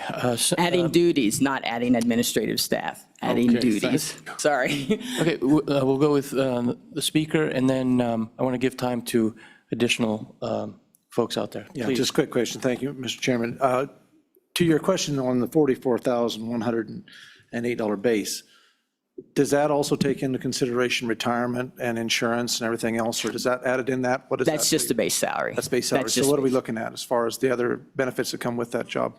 So I would tell you that a brand-new teacher in district's going to cost us $75,000 to $80,000 with health insurance and retirement. And yeah, so it's about $30,000 in insurance or in other benefits. Mr. Chairman? Yes, please. But what does the district, what does the state allow for retirement and for insurance for that base salary? Because surely, I mean, you're 44, that's, okay, I get that. But there's also, the state also pays for insurance. The state does and pay for, retirement and all that stuff, so go. Chairman and Representative Nyman. I know that like in my district, I'm not the business manager anymore because can I defer to Jed? Okay. Sorry, Jed. You know the numbers off the top of your head. Mr. Chairman, Representative Nyman, as Ms. Chalk was explaining, the funding model is going to allocate the required statutory contribution to the Wyoming retirement system. Some districts do provide more of a pension contribution based on their own board priorities and directives than the model provides. Some school districts do not. Our district has a modest amount higher than what was allocated. That was done years ago when the increments started on the retirement side. I would tell you that there are the health insurance proxy that I believe the committee will review a little bit more detail tomorrow on what's provided. It's based on a composite of what the state plan provides for health insurance, and that's resourced to school districts for them to use as part of the block grant model to provide health insurance. There are other components like Social Security, Medicare, payroll costs. You have contributions for unemployment, which most districts do on a reimbursement or a cost incurred basis. So there are those other fringe benefits that go along with compensation. Okay. What is that amount? I mean, I've already got a 44,100, I got that figure. So what, I mean, there's a fixed amount that comes with that salary base. So what would those amounts be? So I can add up and find out what a base is, or what we're funding. Granted, the districts, many of them are funding more than that, but what is that actual amount? And somebody says, this is what teacher in Wyoming gets to start right now, what the state's paying. Added together, what is that amount? Mr. Chairman, Representative Nyman, certainly it's going to vary district to district because of regional cost adjustments. But the closest figure, not having those numbers in front of me, I know that it's usually about 30% more than just the base salary between benefits and contributions. Okay, And Representative Nyman, I think Matt may be trying to find you an answer. Mr. Chairman, I can work on that over the evening and provide you kind of a weighted statewide average. I've only computed that on a salary basis, but we can include the benefits as well. great, thank you. Representative Kelly. Thank you, Mr. Chairman. I understand the explanation here of the attended 8.5% raise, and most districts didn't do it. And we talk about this was 8.5% on top of what was recommended, if I'm understanding this correctly, what was recommended in the model, and that would have ended up being less than what they were already getting paid. I get that. I have voters asking me, though, there were $52 million appropriated for these raises. Where did the $52 million go if it didn't go to raises? Mr. Chairman, can I take a stab at that? Just, it's quick. Yeah, quickly. It went to raises, Representative Kelly. That's exactly where it went. But the $52 million is not 8.5% of what districts actually pay. So that's the problem. You calculated that $52 million as 8.5% of your model's base. That had nothing to do with what my base is or what Mr. Ciccarelli's base is. So in our district, we were able to give an 8% raise, not 8.5. But that's also because we shaved off some other non-staff costs to do that. The actual money would have given us about a 5.5% raise. So, I mean, the money you appropriated would have given teachers in our district 5.5, not 8.5. So, Mr. Chair, I promise, I'll muddy the water real quick and then I'll step away with this. So for our district, we gave a raise to the teachers, but we also took that money for the insurance increase. We also stabilized our budget with our leave policy. So everything went to employees to stabilize that because of a reduction of almost 200 students over the last 3 years is not implementing a RIF policy as we're trying to stabilize with the reduction in the number of students. So in fairness to every district's a little different, we intentionally made sure the money was going towards whether it was benefits or whether it was salaries across the board, but everybody treated it a little bit differently, but it wasn't tucked away. It was given to employees, whether it was on the benefit side, whether it was not having to implement a reduction in force to stabilize what we are doing with the loss in ADM that we're seeing, and to also say, we didn't get money. We actually got a reduction in money to keep the lights on and do some of the things we're doing to make sure our schools are open. So some of those things is where that money went. And I'd love to have a one-on-one conversation about some of those details so somebody else can speak. Sorry, Chairman, didn't mean to muddy the water, but No. I just wanted to point out that everybody did a little different. So, thank you for appreciate your testimony. Can I ask, is there anyone in the audience here who is a parent who would like to give any comments to this committee? Any parents? No parents. Okay, please come up. I have a hard cutoff at 4:15,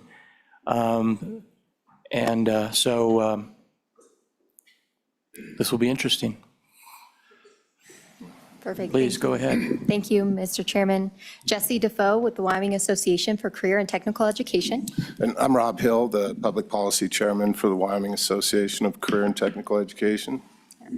While I'm speaking on behalf of CTE today, I do have children in elementary school, so fixing some of these problems right now are top of mind for what the future looks like for them. We just wanted to thank, again, the legislature for everything that they did for CTE this past session and to continue to prioritize CTE. We see tremendous success in terms of graduation rates to students who take CTE classes. We would like to encourage you to look at the middle school funding, which is currently not there. Right now, we have really long wait lists for students to get into these CTE classes, specifically in high school. Some of them may only be able to take one class or maybe not any CTE classes at all. So we think that it's very important to continue to prioritize this. And to add to that, Thank you, Mr. Chairman. I would note that since the 1990s, we've lost about 100 of our CTE teachers in the state. So that's about a 22% decline in workforce. So Why is that? be partially local decisions on that. We've had some retirements, and so workforce's pipeline has been an issue over the last 2 decades. So it would be a combination of those both. That 22% is a significant amount of students that get training. And at this point in time, most of our industrial sectors and business sectors and tourism sectors in the state are all having significant workforce challenges when they need career and technical education training more than ever. Research also shows that CTE students that take courses in their high schools tend to stay in their local communities more often. That's from the Fordham Institution. There's a number of states that have done in-depth analysis on the return on investment of career and technical education, and we see positive correlations in tax revenue and local business hirings for that. So with that, Mr. Chairman, I would respectfully ask the committee to think of prioritizing CTE for the good of our state, for the good of our economy, and for the good of our students. Thank you, sir. Thank you. Yes, sir. Mr. Chairman, members of the committee, it's probably a new face to many of you because I'm brand new into the profession. I'm Ryan Mackey, Superintendent of Converse One. Look a little different than Dr. Fenton Hughes, but I've been shadowing her for many years, and I'm in my first year of superintendency. But prior to that, I was a middle school principal and high school principal for 10 years. And I want to touch briefly on the SROs. I didn't have any intent to speak today, but after Senator Rothfuss's question, it got me thinking. His question was, what's the educational purpose or benefit of SROs? And I've thought a lot about that question. I was blessed my very first year as an administrator to have a very first year SRO in our district, Officer Kelly. And I was able to spend a decade side by side with him. And I think the answer to that question goes back to Maslow's hierarchy of needs in Tier 2, this idea of safety above physiological needs. But I think the answer comes down to this word of trust and building relationships over time. It's nice to have an SRO there for safety when that tragic day may show up. But aside from that, on a day-to-day basis, the SRO is interacting with children, building relationships with families, part of our staff, sending home newsletters, and also bringing local, regional, and national trends to us on how we can increase the safety of our students. We've been blessed to work with our local law enforcement. We now have 2 SROs within Converse County School District Number 1. We also partner with the Sheriff's Department and the Highway Patrol based on our location. So in terms of answering his question, I believe that it builds relationships with students that after, I believe it was in 2016, the legislature, Senate File 97, passed the Safe Schools deal related to Safe to Tell Wyoming, where kids and parents can anonymously report something. Because of our relationship of having an SRO on campus, when a child or parent or community member puts forward some kind of threat or concern anonymously, it immediately goes to law enforcement, school counselors, school administrators to deal with that situation 24/7, 365. So if there's a student with suicidal ideation on a Saturday at 2 a.m., then law enforcement works with the school to immediately respond to that location and help that child, which can then get them to a counselor, get them the resources they need. And so I think it ultimately comes down to meeting when teachers and educators and students feel safe in a building, they learn at a higher level. Because if you don't feel safe and you're concerned about your safety, your ability to learn at a high level may be minimized. Thank you, Mr. Chair. Thank you for that. Yes, sir. Mr. Chairman, members of the community, Jay Curtis, Superintendent, Park County School District Number 1 in Powell. Boy, I had a bunch of things I was going to talk about when I got up here, but I I had so many eloquent speakers go before me, I'm going to condense into two things, and it's going to be within 2 minutes. Well, One, let me say this. There's public comment tomorrow, too. right on. So 2 minutes. One, just a few minutes ago, we were talking about CTE and why are there not enough CTE teachers. I just wanted to provide some context. I'm not sure what's causing the shortage, but I can 100% attest to the shortage. In the last 3 years, we've hired an ag teacher twice. We've hired family and consumer teacher 3 times. We've hired our woodshop/metals teacher 2 times. At no time have we ever received more than 3 applicants for those positions. And oftentimes of the 3, 1 might be qualified. So not sure what's causing the shortage. And by the way, I was an ag teacher, FFA advisor in a former life. CTE is very near and dear to my heart, very important in Powell. But it's tough finding those teachers right now. So just that clarification. 2, President Biden asked a really important question earlier about the effectiveness of one-to-one. Just wanted to address that quickly for him. First of all, if you are looking at computers to improve reading scores, you're looking in the wrong place. If you are looking for computers to improve math scores, you are looking in the wrong place. That is not what they do. Nobody is going to be able to provide you data, and that's all we measure. I don't remember when we passed the computer science standards, however many years ago. It might have been 4, might have been 5, I don't know. All the years run together for me at this point. But it is, if we hearken back to the Campbell cases days, it said that we needed to provide a high-quality education that is appropriate for the day. Well, what's appropriate for today is that the demands of our society is that kids are technologically adept when they leave our doors. There is no employers out there that are telling us, hey, you know what, don't worry about technology.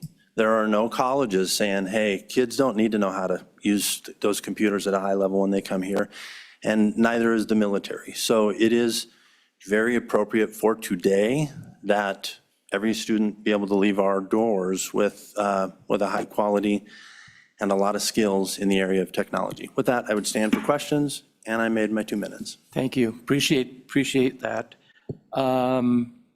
Yeah. So committee, that is the time that we've allocated for public comment for today. You know, I will say this. I'm looking for. I appreciate everyone giving their public testimony today. Appreciate it. You are the experts. You're the front line. I appreciate what you do. I know that this committee takes fully your opinions and your expertise on this. I'm hoping that we get parent testimony. I hope we hear from parents as well.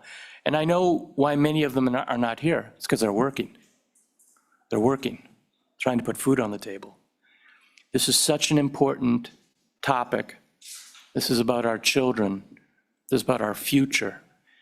So I just give a call to parents that if you can, we would love to hear from you. You don't have to be here in person. We have emails. I'd love to hear your views. With that being said, Mr. Co-Chair, we're going to be going into executive session. Do you have any comments before we end the public portion of today's meeting? Does LSO have anything for us before? Okay. Mr. Yes. Chairman, I will just say, I'll follow up this evening with an email addressing, I think I have 4 inquiries that I can address this evening for you in response to committee questions, and we'll keep a tally of those that we can't today. Okay. Well, that being said, we will, my co-chair will be chairing tomorrow, starting at 8:30, and I will adjourn and we will go into executive session. Thank you. Okay, can I get a motion? So moved. Is there a second? All those in favor say aye. Opposed? Carried.